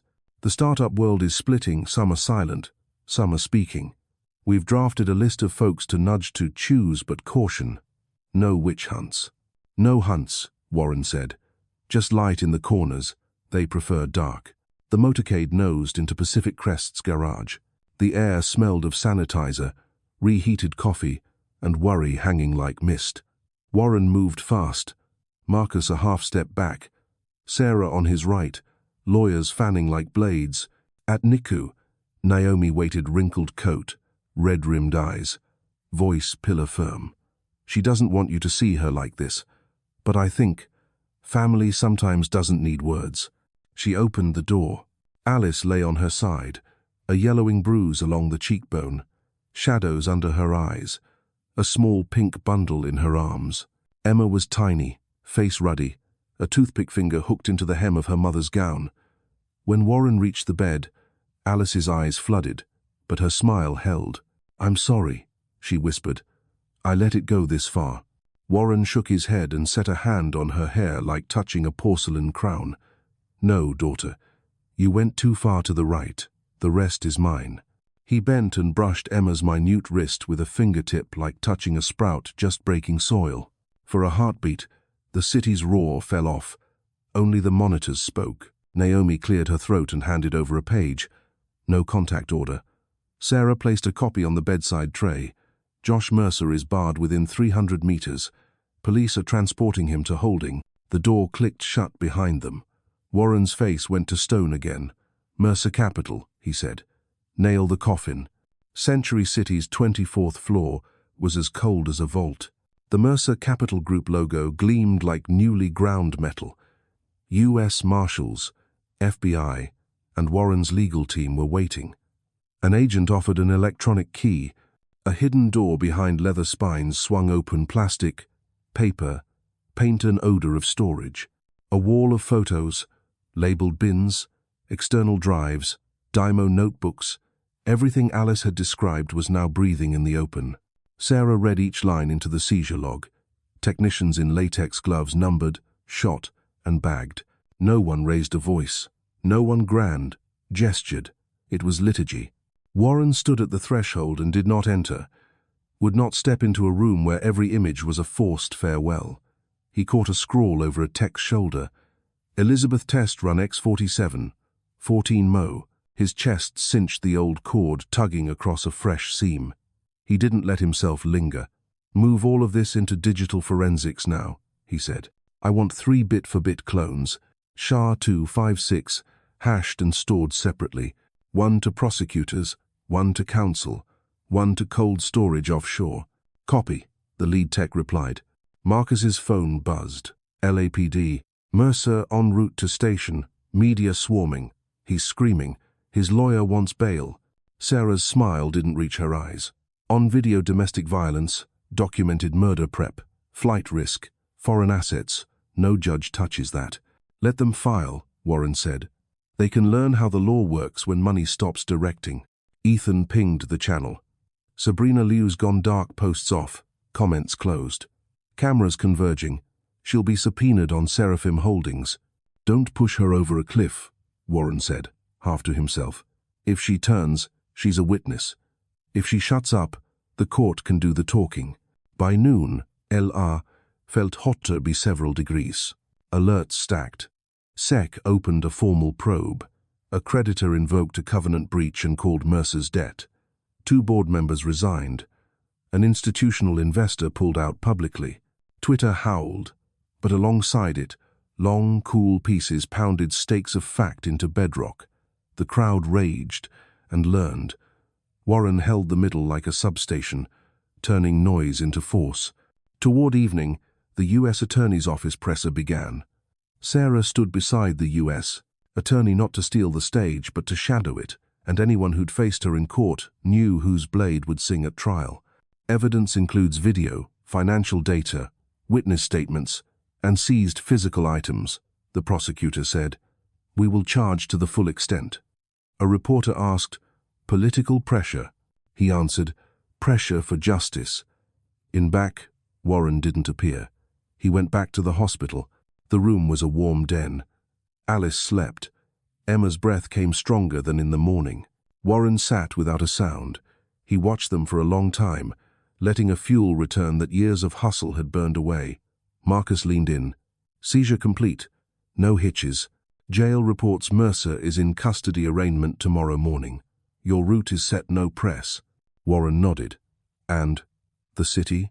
He asked the oddest question from a man fluent in markets, elections, and rates. "Fractured," Marcus said plainly. "Mostly on Alice's side. People are tired of performances. They want to see whose hand holds whose when the lights go off." Warren looked at the 2 hands, mother and child. "These are the hands," he said quietly, as if to himself. By dusk, glass towers burned like banked fire. Warren stood. There were things only he could do. He dialed. "Patricia," he said when an older, tremoring voice answered, shaken by age and a lifetime made nightmare by her son. "Yes, it's time to speak. Not for me. For other women." Silence held. Then her voice steadied. "I will tell them. I will say my son killed his father. I will say he poured mercury in my tea. I will say he laughed when I shook. I will say it so jurors can look at the devil's face." "Thank you," Warren said, and in those 2 words lived all the feelings a man like him rarely shows. He dialed again. "Carter, I'm going to do a rare thing. I'm listening. I'm going on air, once. Not to fuel fury. To draw a line. We are not hunting witches, we are hunting truth. And to tell the silent in the system, today is a chance to choose right." "Good," Carter said. "But speak as a father. It's the only voice I have tonight," Warren replied. That night, Warren stood on 3 networks at once. No grand set, no grinding tone, just a silver-haired man at glass above a city. "My name is Warren Hartman," he said, "and I speak as a father. Today, the system will do what it rarely does. Protect the weaker from the stronger. Not because the weak have money, but because they have a right to be safe." He paused. "Let the air travel. Let viewers hear their hearts. I ask everyone to do their job. Bankers as bankers, prosecutors as prosecutors, reporters as reporters, doctors as doctors. We don't need heroes. We need people in place. And to anyone who knows a truth and is afraid, call, speak. I promise to cover you." He bowed his head and stepped off. Screen. Somewhere in the city, an accountant's hands shook as she dialed a hotline. An ER nurse remembered the man asking odd questions about stair accidents. A Mercer PR assistant stared at a boilerplate NDA and weighed the word right. The wave ran farther than any hashtag. Near midnight, Warren stood again at the NICU's door. Naomi crooked a finger. "Want to hold your granddaughter?" He nodded. She placed Emma in his arms, small and warm like a good secret. He looked down, eyes that usually measured only numbers, suddenly seeing nothing else. "Hello," he murmured. Grandpa took care of the storm. He paused and smiled, spent. "Tomorrow, we sunbathe."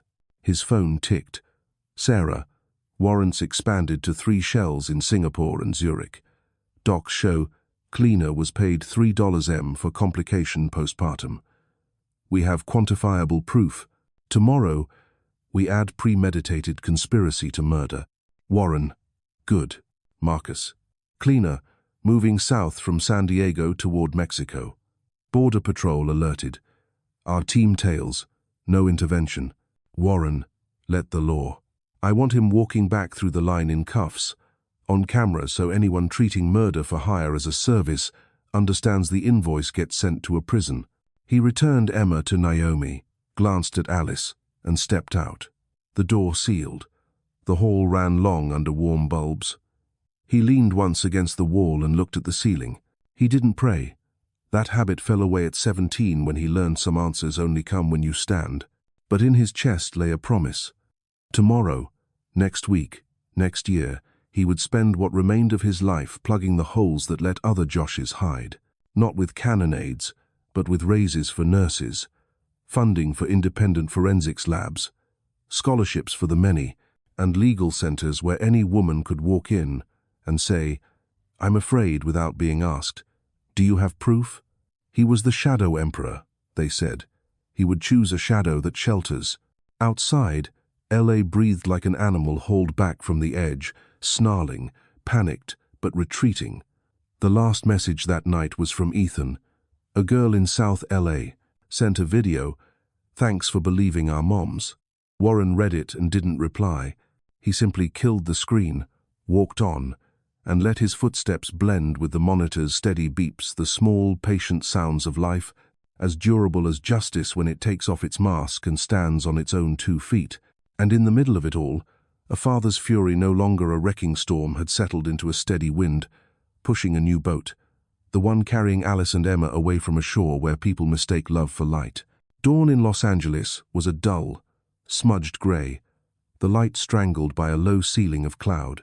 The county courthouse blazed like a fortress, police barricades cinched tight around the plaza, while packs of reporters jostled forward, microphones thrust high. People were already calling it the trial of the century, and the truth of that felt undeniable. Hundreds of victims and their families had come, banners draped everywhere with the smiling faces of women who were gone. Inside, the big courtroom still felt airless. Every bench was packed. There wasn't a sliver of space left. Josh Mercer shuffled in cuffs, hair slick with sweat, the orange jail jumpsuit wrinkled and grimy. He still tried to hold his chin high, eyes skittering for a lens hungry for a flattering angle.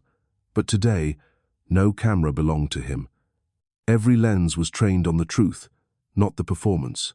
The clink of his cuffs rang through the room like a bell announcing an ending. "All rise," the clerk called.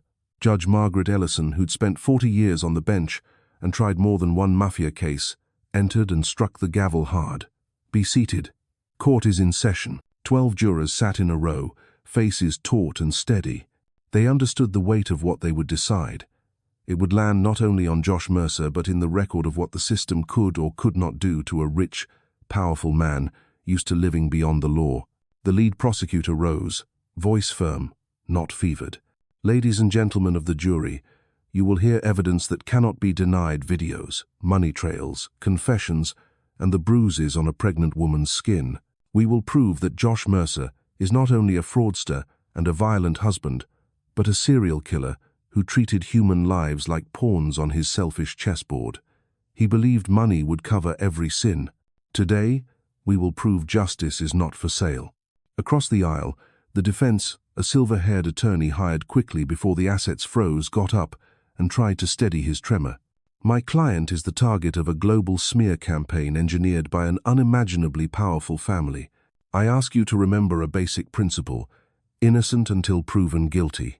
A ripple of whispers broke from the back rows. Some families wept. One woman holding her daughter's photo cried out, "She didn't get proven guilty, but he murdered her." The judge pounded her gavel. "Order, or I will clear this courtroom." First witness, Dr. Naomi Brooks. Still in her white coat, shadows under her eyes from nights spent by Alice and baby Emma, her voice carried, clear and unshaking. When Alice Mercer arrived, she was in severe internal hemorrhage. My team had to resuscitate her twice. While she was still unconscious, Josh Mercer entered with no sign of concern. When I explained her critical condition, he called his wife a stupid woman and slapped her so hard her head hit the wall. I saw it with my own eyes. It's all on the security cameras. The video played. The room held its breath. On the screen, Alice, limp, swaddled in lines and tubing, and Josh's hand flashing down. The monitors screamed. The gallery erupted shouts, sobs, faces covered. An elderly male juror's eyes had filled. Naomi continued. He wasn't a panicked father. He was furious that his plan had gone off. Script. If we hadn't had the staff we did, both mother and child would be dead. Next came Marcus Cole, former CFO of Mercer Capital, now testifying for the state under an immunity deal. He walked through ledgers, every transfer leading to a murder for hire contract or another luxury for a mistress. Nearly $800 million siphoned out of investor funds, laundered through 130 shell companies. And I swear, Josh Mercer said to me, verbatim, "A human life is only worth $3 million because that's what it costs to hire the cleaner." The courtroom jolted. Reporters hammered keys. Push alerts flashed outside within seconds. Third witness, Patricia Mercer, Josh's mother.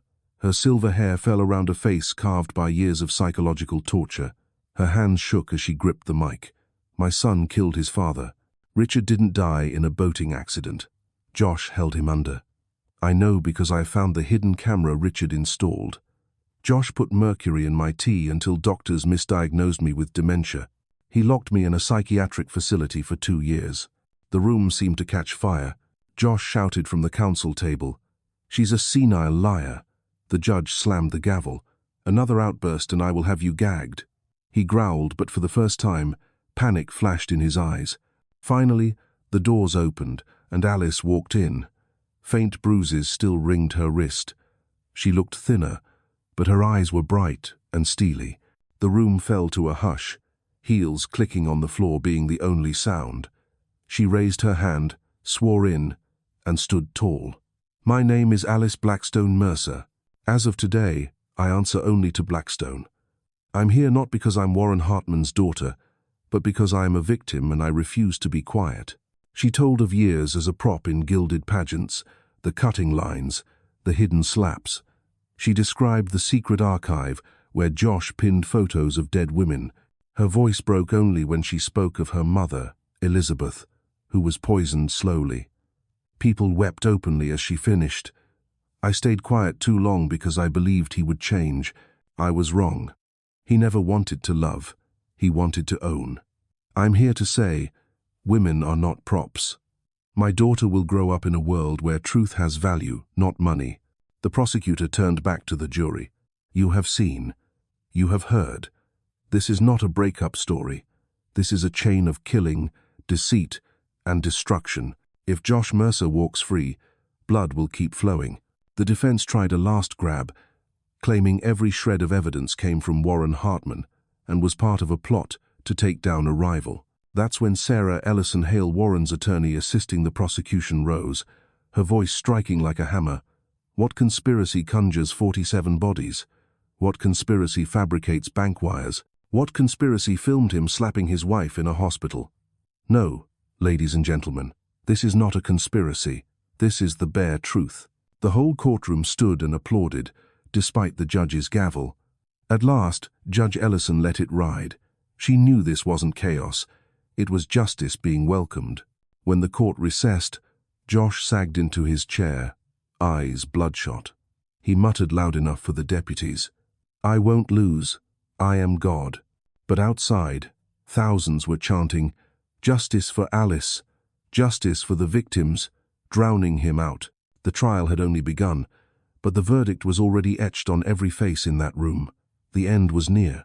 A thin scrim of cloud lay over Los Angeles, the morning light washing down the glittering glass towers. But inside Hartman Tower, no one was looking at the sky. More than 100 people were running a giant machine, an electronic map with red and green pins, fine lines linking New York, London, Zurich, and Singapore. It was the web of dirty money and power Josh Mercer had built, and today it began to fall. Sarah Ellison Hale stood at the center, laser pointer on a cluster of lights. These are 43 shell companies, all tied to Mercer Capital. At 9 a.m., local time, the freeze orders take effect. The crypto wallets are locked too. There's no more money to save him. Her voice was steel. Her eyes were on fire. From the media wing, Ethan Bell reported as his fingers flew over a keyboard. "Justice for Alice is leading in 40 countries, but we steer the message. No stoking hate, no racial or gender blame. We attack structures, not communities." People are beginning to understand. This is about justice, not revenge. Marcus Cole brought up a new wall of feeds. Body cams from London, Dubai, Zurich. NCA is in position in the West End. Dubai police are standing by. Zurich cracks the safe at 9, and the cleaner he left San Diego, headed for the Tijuana border. CBP is tailing. Warren stood at the head of the table, hands clasped behind his back, silver hair catching the neon. "Remember," he said evenly, "every move must be lawful and transparent. No Hollywood scenes. We're after justice, not payback." 9. London. British police opened a West End office and hauled out cartons labelled Wellness Consulting. Inside were contracts paying for fabricated PR campaigns. Zurich. A safe swung open to reveal hard drives marked RAW 2014, 2018, with video of secret meetings. Singapore. Mass. Seized full crypto trade logs. Dubai. A villa's basement lights came on. A mining rig. 3 cold wallets carrying Sabrina Liu's prints. She looked straight into the camera and exhaled. "I'll tell everything, but protect my staff. I don't want to be a pawn anymore." In LA, the FBI and US Marshals flooded Mercer Capital's satellite office. No gunfire, battering rams, just court orders, sealed evidence bags, and thick glasses bent over terminals. Outside on social media, a PR staffer posted a confession. "I falsified charity figures. Today I turn over every email. Forgive me." Ethan amplified it with a hotline link. Repentance is an action, not a status. The Hartman Foundation took over 1,000 calls. Bank tellers, accountants, drivers, nurses. A woman from Boyle Heights, voice shaking. "Josh came to our free clinic to shoot a clip. We had to stop seeing patients for 2 hours. I don't want fame. I want the kids here treated." The next day, the clinic received an anonymous grant from the Blackstone Foundation, enough to hire 3 doctors with one condition: no naming rights. Washington. A Senate committee convened an emergency hearing. Carter Hale said, "When the rich use money to warp justice, the system must correct itself. Today is the chance."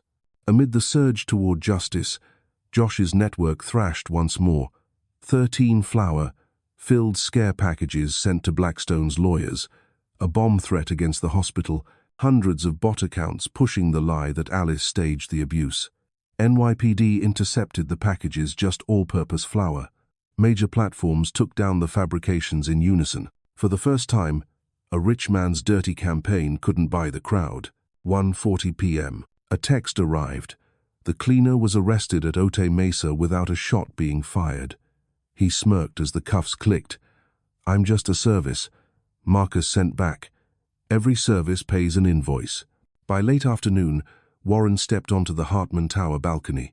The city below was still loud, but the sound felt different today, not the noise of concealment, but the clatter of keys writing indictments, printers spitting arrest warrants, the footsteps of ordinary people walking into precincts to say, "I know something."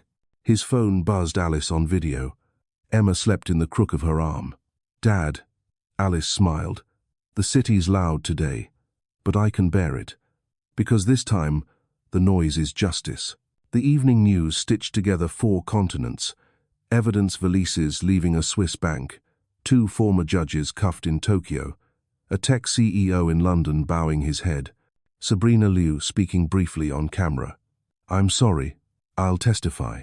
The ticker ran, $47 billion frozen, 137. Arrest warrants, 1,204 victims receiving free legal aid. Warren declined to speak. Let the people on the front lines tell it. The screen cut to nurses, a doorman, a young public interest lawyer, an accountant, the people who had chosen the side of truth. Night fell. Sarah joined him on the balcony and found him still there. Tomorrow, she said, the defense will play the Hartman manipulated justice card. Warren's smile was slight. Good. We'll answer with a roll call of ordinary people who signed chain of custody forms, typed reports, and turned in evidence. Justice belongs to them. Out there, thousands of apartments glowed. A Latina mother plated dinner, a black father held his child, and an Asian grandmother poured tea. They all whispered the same line, justice may be slow, but it's real. And in a small hospital room, Alice kissed her daughter's forehead and murmured, You're going to grow up in a world where money can't hide a crime. The dry wind of the San Joaquin Valley sanded the cracked earth around Corcoran Prison like sheets of emery, leaving a faint rasp on everything it touched. Inside, the neon lights never went off. The concrete corridors were cold and airless, the smell of a pressed-down cocktail of bleach, sweat, old metal, and silence packed tight like a rubber ball. Josh Mercer was transferred here in the night, after the LA jail clinic declared him physically stable, no emergent needs. That stable included a bandaged wrist. He'd smashed it against the steel bed frame to make a story a few inconsequential bruises, and eyes opened wide and crazed, still searching for lenses in a place no one bothered to film. Stand up straight, the guard said. Josh tried to square his shoulders, fingers reflexively fussing at the collar of his orange jail scrubs, as if somewhere beyond glass a director waited. There wasn't. Prints, photos, intake classification, a standard issue bag, coarse blanket, stubby toothbrush, 2 blank envelopes. Personal effects? He asked, hoping for a phone or a watch. Confiscated, the guard answered without looking up. His name was slapped onto a plastic tub and slid into a metal locker, turning into just another label among hundreds. Mercer. J. The holding cell was a concrete box. The walls were scratched by those who came before days clawed into the paint. He set his palm on the bolted table. The cold ran from skin into his brain. Outside, an old-timer's voice tossed a flat joke into the air. Welcome to the place with no red carpet. A few gravelly laughs, then silence again. Corcoran didn't like noise. Here, silence was an unwritten law. Don't peacock, don't brag, don't act like anyone cares about your story. Josh began to perform. He took up a practiced posture, eyes moist, voice cracking in the right places, and told the prison psychologist he was in acute shock, once a symbol of hope, destroyed by a powerful family. She listened, took notes, and kept her face blank. Have you thought about harming yourself? Is the standard question. I'm a believer in life, he said, tilting his head to soften the expression. I only need a chance to speak. She added a line, hunger for audience. After intake, they placed him on observation not because they feared he'd do something fatal, but because they knew he'd try to turn everything into a stage. That first night, he didn't sleep. Metal clanks, footsteps, a distant startled shout, bunks squealing across concrete, an orchestra without rehearsal. He lay on his back staring at the ceiling, mouth practicing openers he knew by heart. Ladies and gentlemen, I stand here as a husband, and stopping mid-sentence, realizing the audience here was a stippled, stained ceiling. He thought through a media plan, letters to papers, calls to attorneys, and designed an atonement journey with some charity. But the yard payphones allowed 5 minutes, monitored, with a restricted call list. His lawyer's slip of paper was blunt. Accounts frozen, assets seized, PR team dissolved. Maintain silence. 2 words he'd never learned to obey. He hit the yard Monday morning. No Tom Ford suit, no giant sunglasses, just orange scrubs and soft, tired shoes. The loops around the cement yard felt like shortened versions of the long arcs he'd once walked. Harvard funds, galas yachts, hospital corridors. He tried chatting up a man with a snake tattoo wrapped around his forearm. "I'm Josh Mercer," he said, like handing over a business card. The man frowned. "Who?" "The guy on TV," Josh added, sure of himself. The man snorted and turned away. "TV doesn't matter here. Here it's chow time, rack time, phone time, and discipline." It sounded like someone snapped off the lights in his head. News leaks travel inside faster than people think. A few whispered about the big fish trussed up the rich man meeting rules for the first time. Josh eavesdropped, grasping for words as if they were ropes to pull his old definition of self back into place. He didn't hear sympathy. He smelled blood, the kind he'd once harvested for sensational arcs now turned on him. One night, he tore the blanket, not much, just enough to make a rip so he could summon medical, to get an excuse to talk to someone who might ferry a tale back out. A nurse came, checked him, and taped the tear. "You don't have to perform here," she said quietly. Not contemptuous, only tired. "We don't film in here." By day 3, the digital forensics team pinged the prosecutors. The raw 2014, 2018 drives were fully imaged, hashes computed, chain of custody pristine. A clip was screened privately for the future jury, not released publicly. Josh, seated before a camera, cataloguing his collection, voice even, unfaltering, explaining techniques with the tone of a lecture rather than a confession. The expert report noted, "Full awareness, premeditation, no indication of impaired capacity." That report would trail him to the end, slamming shut the insanity door. At Corcoran, Josh began to hear applause from nowhere. Around midnight, he'd jerk upright in the cell, smooth an invisible collar, smile into a dark corner, and say, "Thank you for believing in love." No one answered. The next morning, he denied it when the psychologist asked, but his eyes flew too wide. His pupils tightened at the beep of a keycard reader in the hall, a sound dangerously close to the shutter clicks he'd lived by for years. Some call it the liar blinded by his own lies, a blight of performance that drowns out the real.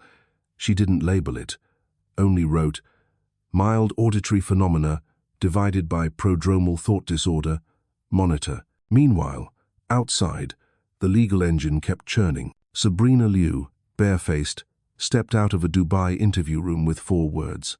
"I'll start at the start. Back to LA." Came lists, a few big names, a few small ones, storage addresses, dinner dates, cold wallet tags. Zurich sent a white-on-black ledger of consulting fees to Seraphim Holdings. London handed over duplicate wellness campaign contracts with a KPI column reading number of positive articles per quarter. No one talked about scandal. They spoke of the procedure. Once it's thick enough, scandal becomes indictment. Warren sat in the glass room at Hartman Tower with a cup of cold tea, listening as Marcus rattled off the seized assets: boats, houses, equities, art. He didn't smile. The satisfaction wasn't there. He only turned to Ethan, voice low. "Schedule sessions with the victim support team. Gentle hands. Don't press for answers before they're ready." Ethan nodded. The first calls to the counseling line were soaked in tears, broken up, sometimes only breath. A young woman asked, "Am I wrong for not reporting sooner?" The counselor answered with words they were trained to say with more than mouths. "You have never been at fault for being harmed. You're safe now." Alice was still in recovery, a yellowing bruise fading on her cheekbone, the incision healing slowly. Emma's breathing grew steadier daily. Tiny fingers like bindweed grasped her mother's index finger. At night in the parlor, Alice whispered picture book fables about small creatures weathering big storms, then stopped mid-sentence when her eyes stung. Sometimes panic slammed up like a door. Running feet, metal noises, his roar of prop, a downpour in her head. Naomi touched her shoulder and taught her to count her breaths and to sketch a safe room in her mind. "Your body carried you through the storm," she said. "You get to shake. You get to rage. You get to sleep." One afternoon, Warren came in and said nothing. He sat in the fabric chair and looked at mother and child. "You know," he said, When people say justice, they picture a gavel. I learned this late. Justice also arrives in small things: a cup of water on the tray, a nurse holding the door against a stray camera, a doorman carrying my girl down the stairs, a doctor refusing to separate a baby from her mother. He paused, looking out the window where the LA sunset smeared orange over rooftops. Today, small justice is doing the big job. At Corcoran, Josh was moved from observation to the general tier under special conditions: limited contact, solo yard time, and restricted phone schedule. Rumors flared that he got special treatment for being famous. The envy stank. The CO cut it off with a straight explanation: protecting him from you, and you from him. That's it. Josh felt a different cold, the cold of being unneeded. No enemies, no crowd, no fans. Just a timetable. He began to write. Yellow legal sheets. Scratchy chicken scratch. A blend of image rehab plan and great memoir. He narrated old galas like fiction, reinstalling himself as the keystone of modern history, wrapping quotation marks around everything to self-acquit. Some nights, he read aloud to the air, "I am the mirror of an age," and stopped when boots in the hall reminded him, "Lights out." He hid the pages under the mattress. In the morning, a guard lifted it, counted the sheets, and logged them under heightened monitoring to keep him from twisting paper into a cord. He protested. "You can write," the guard said, "but writing won't commute a sentence." His lawyer came bearing bad news. Sabrina was cooperating. The cleaner was talking. His mother would testify. The money trails were linear and tight. "We could float diminished capacity," the lawyer said, "because the job required the words, but the video record, aligned statements, straight-line funds, jurors won't buy it. Realistic strategy is shaving fraud counts and dragging the calendar." Josh looked at him like a number in the wrong column. "I'm Josh Mercer," he incanted. The lawyer met his eyes. "And that's why you're here." He tried a counter-offensive in his head, mustering invisible generals, reporters who once took gifts. A judge shook hands at a gala, a senator posed at an event. He wrote their names, drew arrows, crafted tailored messages. His hand trembled when he reached Hartman arrows crisscrossing. He pictured a call. "Carter, it's Josh. Warren, we're men. Let's talk like men." Outside, no phones rang. No one listened anymore. One morning, he stared into the blurred steel mirror and didn't recognize the man looking back. Hair once shellacked lay upended. Hollows sank beneath his eyes. The mouth wrinkled into a permanent pinch. "Image," he muttered. "Fix the image." He reached through his hair on reflex and remembered there was no gel here. He laughed a laugh with no listeners. In that moment, the mask he'd worn to the mirror for years turned heavy as plaster and sagged. When he told the psychologist about this, she wrote, "Beginning awareness of loss of control, favorable for therapy if motivation is present." Then, at the end, no motivation. A prison message hit the DA's office through official channels. "Behavioral incident head, butting wall." The internal report.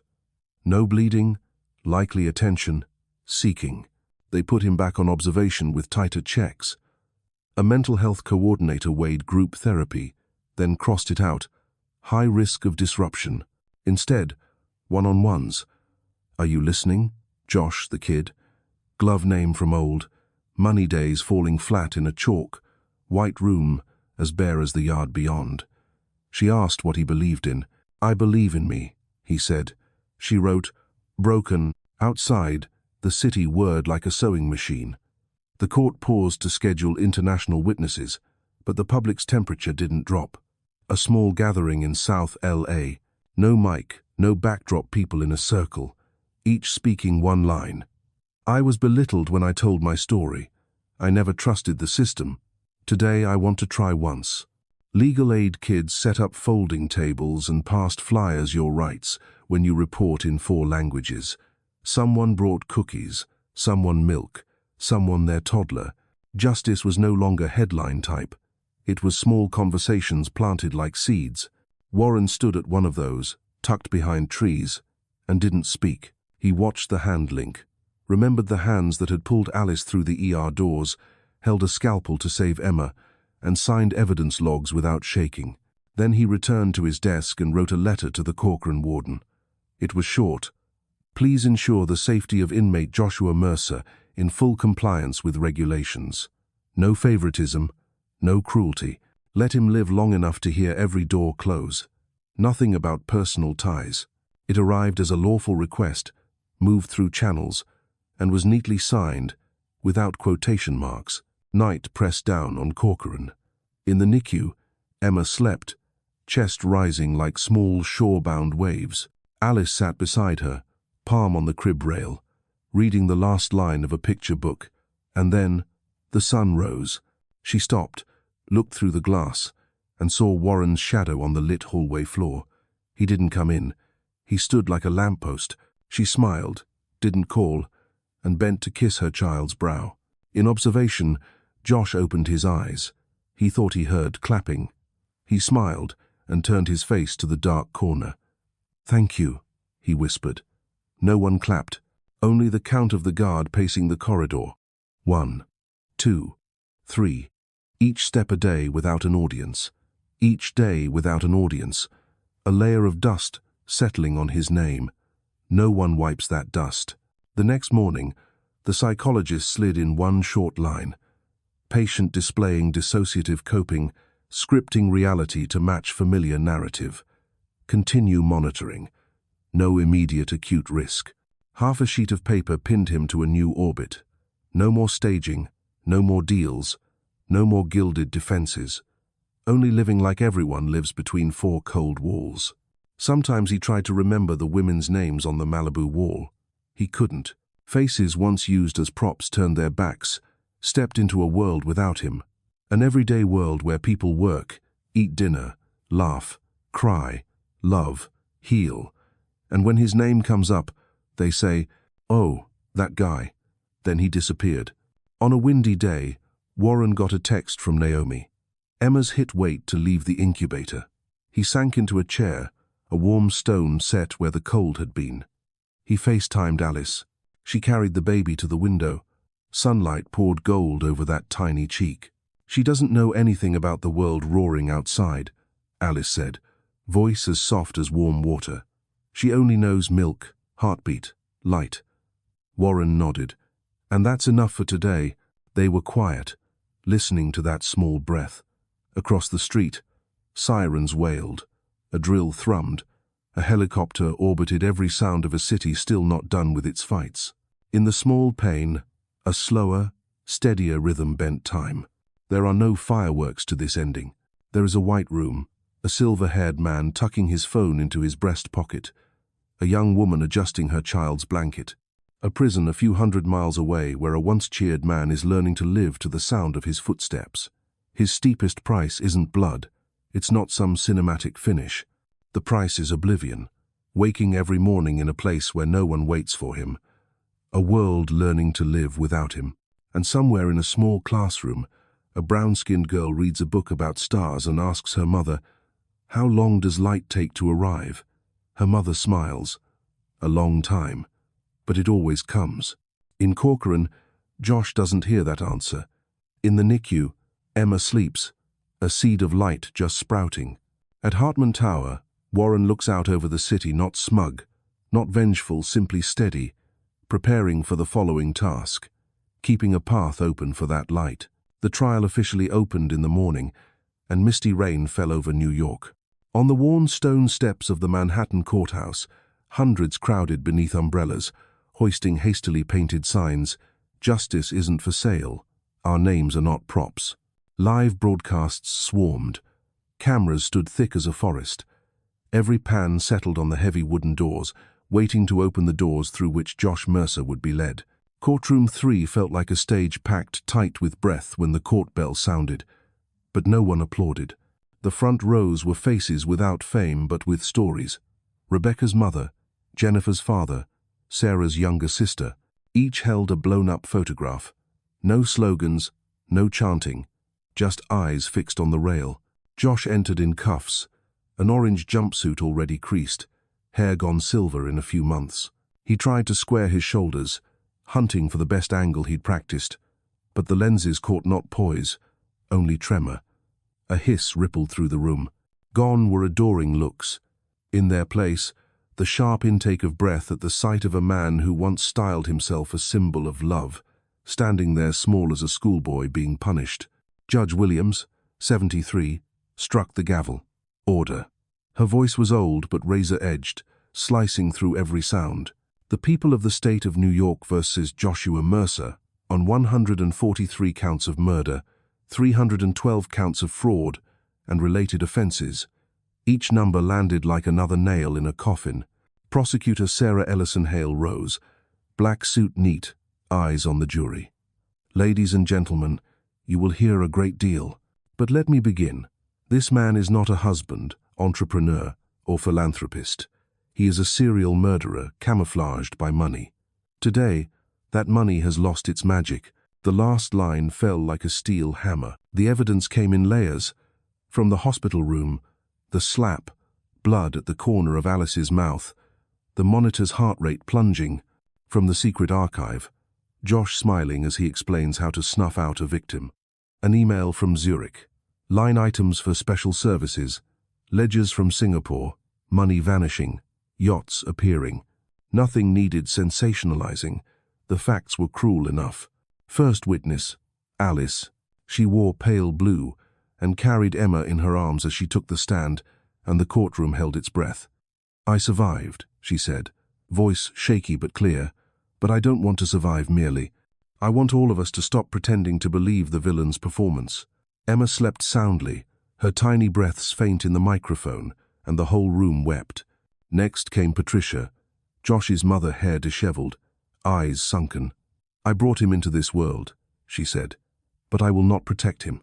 I will protect the truth. She played a video her late husband had secretly recorded 20-year-old Josh strangling a girl in a luxury apartment. There were strangled cries. Jurors turned their faces away. The courtroom was not only a court, it was a museum of memory. 47 photos on the benches, 113 names on the roll, thousands of tears not yet dry. The jury took exactly 17 minutes. When they returned, the foreperson's voice was firm and whole, guilty, on all counts. Josh lurched to his feet and screamed, I am God. I am history. You can't. The gavel. Silence. Judge Williams read the sentence. 3,117 years, consecutive, no parole, no privileges. You will die in darkness, forgotten, as you consigned your victims to be. Outside, the rain had stopped. There were no cheers, no fireworks. People stood together, hand in hand, whispering the names of the dead. A black father murmured, My daughter has justice. A Latina mother pressed her child's photo to her chest. The city seemed to exhale in unison.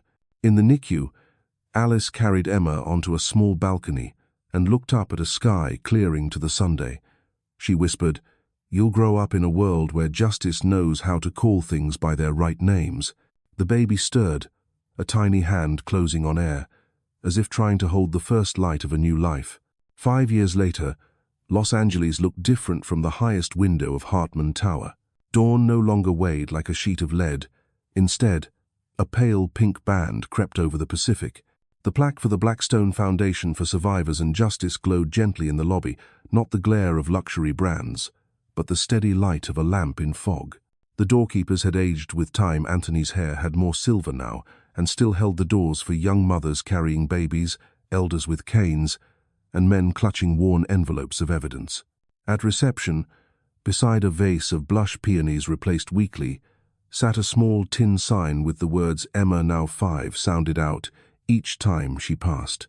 We are not our origins, we are our choices. At first light, Alice dropped Emma at the preschool on the foundation grounds, a small classroom hung with star maps and drawings of the cosmos. The girl wore a backpack with a Komodo dragon, a quirky favorite that her foster grandmother, Patricia, always laughed about. Before going in, Emma stuck a tiny heart sticker onto her mother's wrist, as if pinning on a charm. Go to work, Mama. I'll protect you. Alice hugged her. Her daughter's hair smelled like new Sunday. A brief moment, but enough to pull her through long meetings, nights of red-eyed file review, and those times she had to stand in front of the city council and name what people still hesitated to name. The world hadn't turned into a paradise in 5 years since the courtroom door closed behind Josh, but it had changed, slowly and surely, along small lines, 3 independent forensics labs in major cities with stable funding, a 24/7 hotline staffed by people trained to listen more than talk, scholarships for nurses, aides, and community counselors, the ones on the front line awarded, without any grand ceremony. The Emma Clinic in South LA ran like a light post.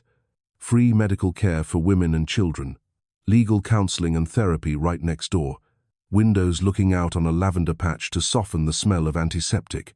Each morning, the notice board out front posted a short quote, "Today's red.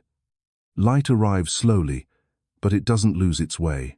Warren had long since gone home to a small place across the Hudson where Elizabeth used to grow grapes on the balcony. He no longer flew from continent to continent and stood before a wall of screens like a general. He sat more, read more, wrote by hand instead of typing, and sometimes took Emma to the Museum of Natural History to see the dinosaurs. "You know," he would say, holding her on the steps, "dinosaurs were enormous, and even they disappeared. Nothing is immortal. Only the good we do stays, because it keeps living in other people." Emma would pounce. "What is good?" He'd ruffle her hair. "It's when you stand with someone smaller than you." Alice watched her father grow older in a warm way, the smile lines deeper each time he laughed, his posture leaning forward as if he could hear more. Some days he was tired. One winter afternoon at a law school forum, he paused mid-sentence and lightly squeezed Alice's hand. "I've done enough," he said, "neither sad nor proud. The rest is yours." Not a farewell, just the passing of a lantern, right on time. Around then, a young local reporter asked to interview Alice for a series on after justice. The woman talked fast, as young people do, but her eyes were earnest. "Are you angry," she asked, "that people still say, Warren's shadow more than your work?" Alice smiled. "I don't get out of bed for a headline. I get up for the 3 a.m. calls. As for a shadow, if it's shade, let it be. I want to be the hallway light bright enough for someone to see their way." In the restoring room, a glassed space softened to haze, people came to tell their stories, not to perform tragedy, but to rearrange memory the way you fold a closet, what to keep neatly, what to wash clean, what to give away. A woman with curls and a Spanish-tinged English sat down, needing a tissue. "I don't want revenge," she said. "I want to sleep one night without bad dreams." Alice nodded. "We'll start with breath." Next door, the foundation's lawyers filed for protective orders, drafted letters to employers, and called a police officer they trusted. It ran like a sewing line, the right person at the right machine, fabric feeding the right path, the needle moving up and down steadily, slow, but without snapping. At City Hall, Alice presented the Donation Transparency Act on the foundation's behalf. All contributions over $100,000 to health or education organizations must disclose source and transfer path. She didn't read anyone's names. She pointed to data. A council member began to bluster about business friendliness. She answered gently, "We are not taxing generosity. We are taxing deception." The bill passed by a wide margin. The press called it Alice's win. She messaged her team, "A win for those who endured." Emma, of course, didn't know those words. She only knew Wednesdays were for the foundation's story room, where a freckled volunteer read, "The Rabbit Listened." Emma always volunteered to play the storm, standing in the circle with arms outstretched like wind. When the rabbit sat beside the child and said nothing, Emma tiptoed and rested her head on the boy's shoulder. "Kids understand more than we think." That night she asked, "Why didn't the rabbit say anything?" Alice stroked her hair. Sometimes silence is the kindest answer. There came a particular day, the day Warren chose to leave the world. Not suddenly.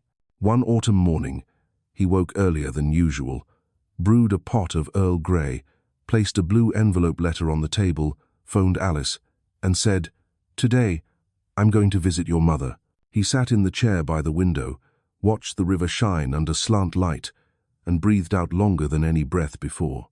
The house was as quiet as a greeting when Alice and Emma arrived. The letter was short, his handwriting as straight as a seam. "Daughter, you kept your promise to your mother. You stood where the light needed you. Let me return to the only woman I owe an unqualified apology. No statues, no names on anything. If you miss me, build more benches in the foundation's waiting room. When there's a place to sit, people are less tired." His funeral was simple. A small room, some lavender, a few photos of him laughing, holding Emma, wearing the kitchen apron he always forgot to take off. No televised eulogies, just whispered stories. He paid my nursing tuition. He bought an ambulance for our rural hospital. He funded our neighborhood's after-dark reading program. A man stood before the plain wooden casket, tears streaming. He was shade on my block, without ever stepping onto my street. Alice smiled through tears. That's how my father wanted to be remembered. After the funeral, Alice took Emma to Riverside Park. They sat on a new wooden bench, its small brass plate engraved. A seat for those who need to sit and breathe. Emma climbed it like a small boat. "Where did Grandpa go?" she asked, wide-eyed. "To where Grandma is," Alice said. "Are there lots of lights there?" "Plenty, like the stars you count." The girl exhaled and whispered, "I'll blow light to you whenever you're tired." In the years that followed, the foundation went deeper rather than bigger.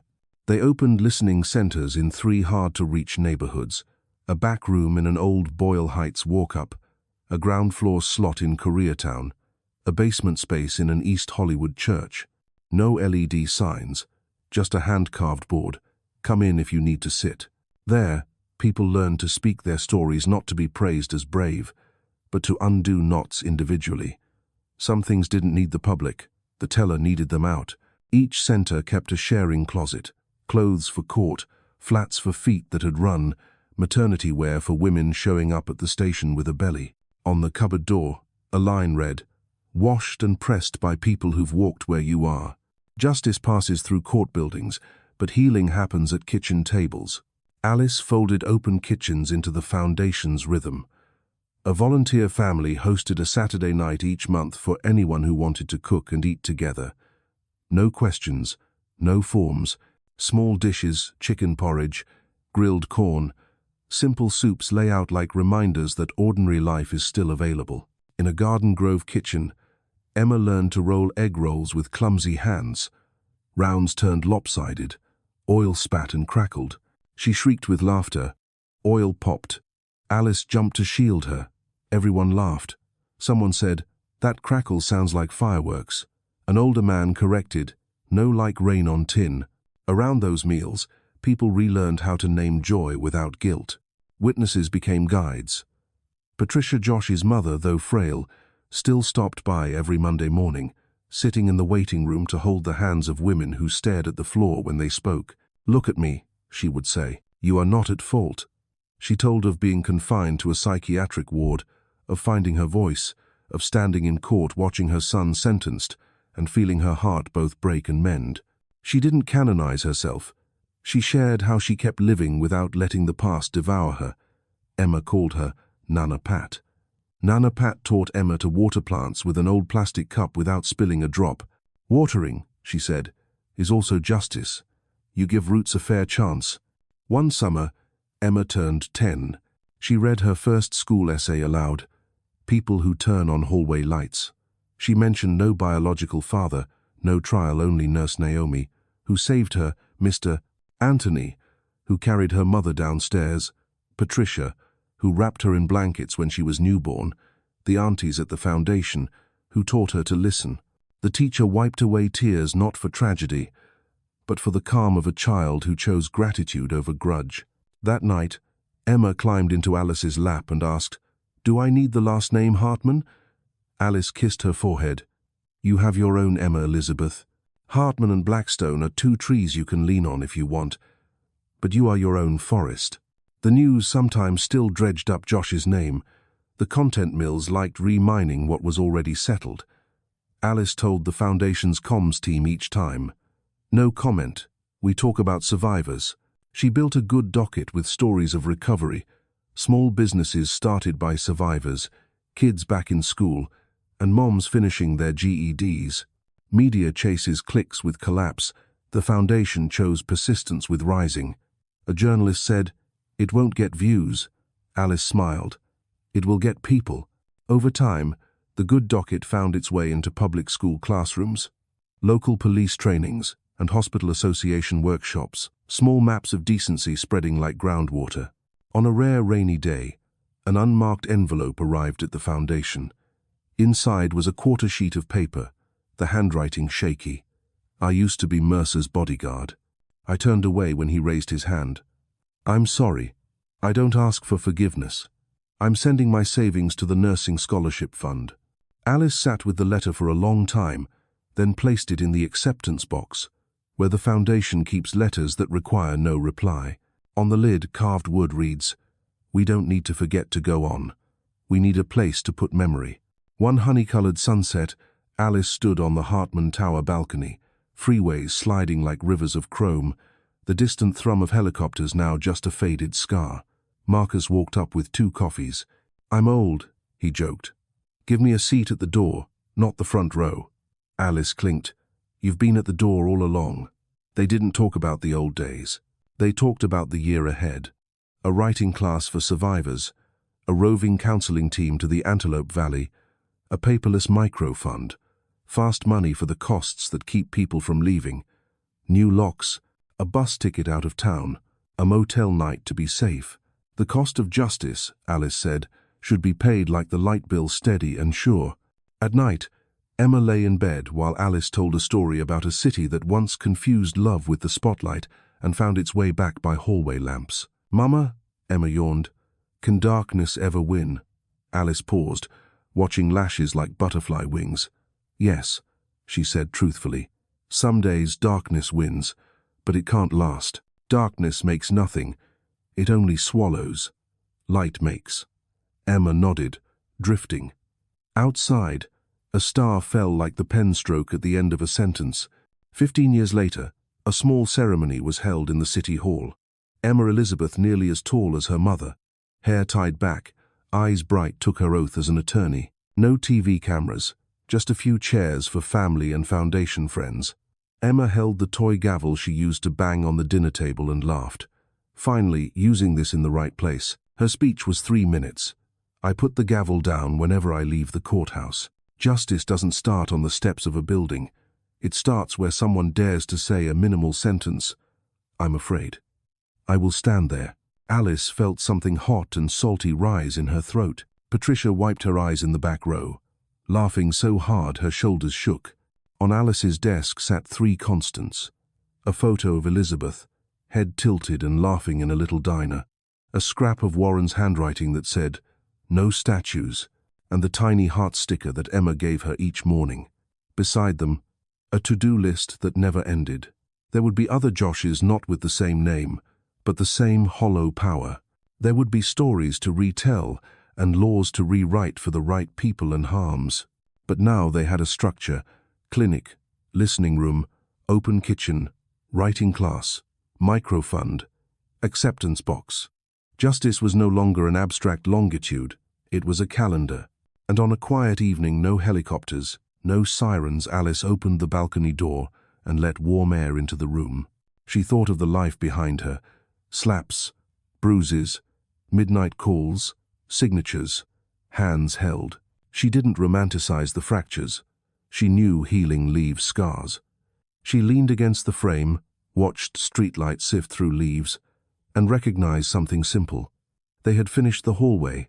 Each night, travelers had a place to lie down, light enough to see one another's faces, and a chair to sit and breathe. By the riverside, Warren's grave had no statue or grand stone, just grass, a birch tree, and per his wishes a bench facing the water. Those who knew the way stopped by, sat, and read the brass, a seat for those who need to sit and breathe. They left with a deeper breath and a smaller, sturdier resolve. At Hartman Tower, the hallway lights switched on at 6 p.m. and off at dawn except on nights when someone new knocked. Then the lights stayed on until they slept. In the Foundation's little library, a young woman straightened books and smiled at the words on the wall. "Evil is loud but temporary. Good is quiet but eternal. We are our choices." Leaving court after a long day, Emma paused at a window and looked at the city stretched out like a score. She texted her mother, "I just helped a woman get a protective order. She said she never trusted the system." I told her, "We don't trust the system. We build a way to use it." Alice replied with a photo. The park bench, its brass plate shining in late Sunday. "Daughter, you're using it right." Night fell without echo. In a small home, a mother and daughter washed dishes in warm water. Outside, an ambulance passed, but hearts no longer clenched at the siren. A breeze carried orange blossom from someone's yard, trailing children's laughter along the sidewalk. And somewhere in the city's body, a hallway light clicked on, not with cheers or fireworks, just enough light for someone to find their way home tonight.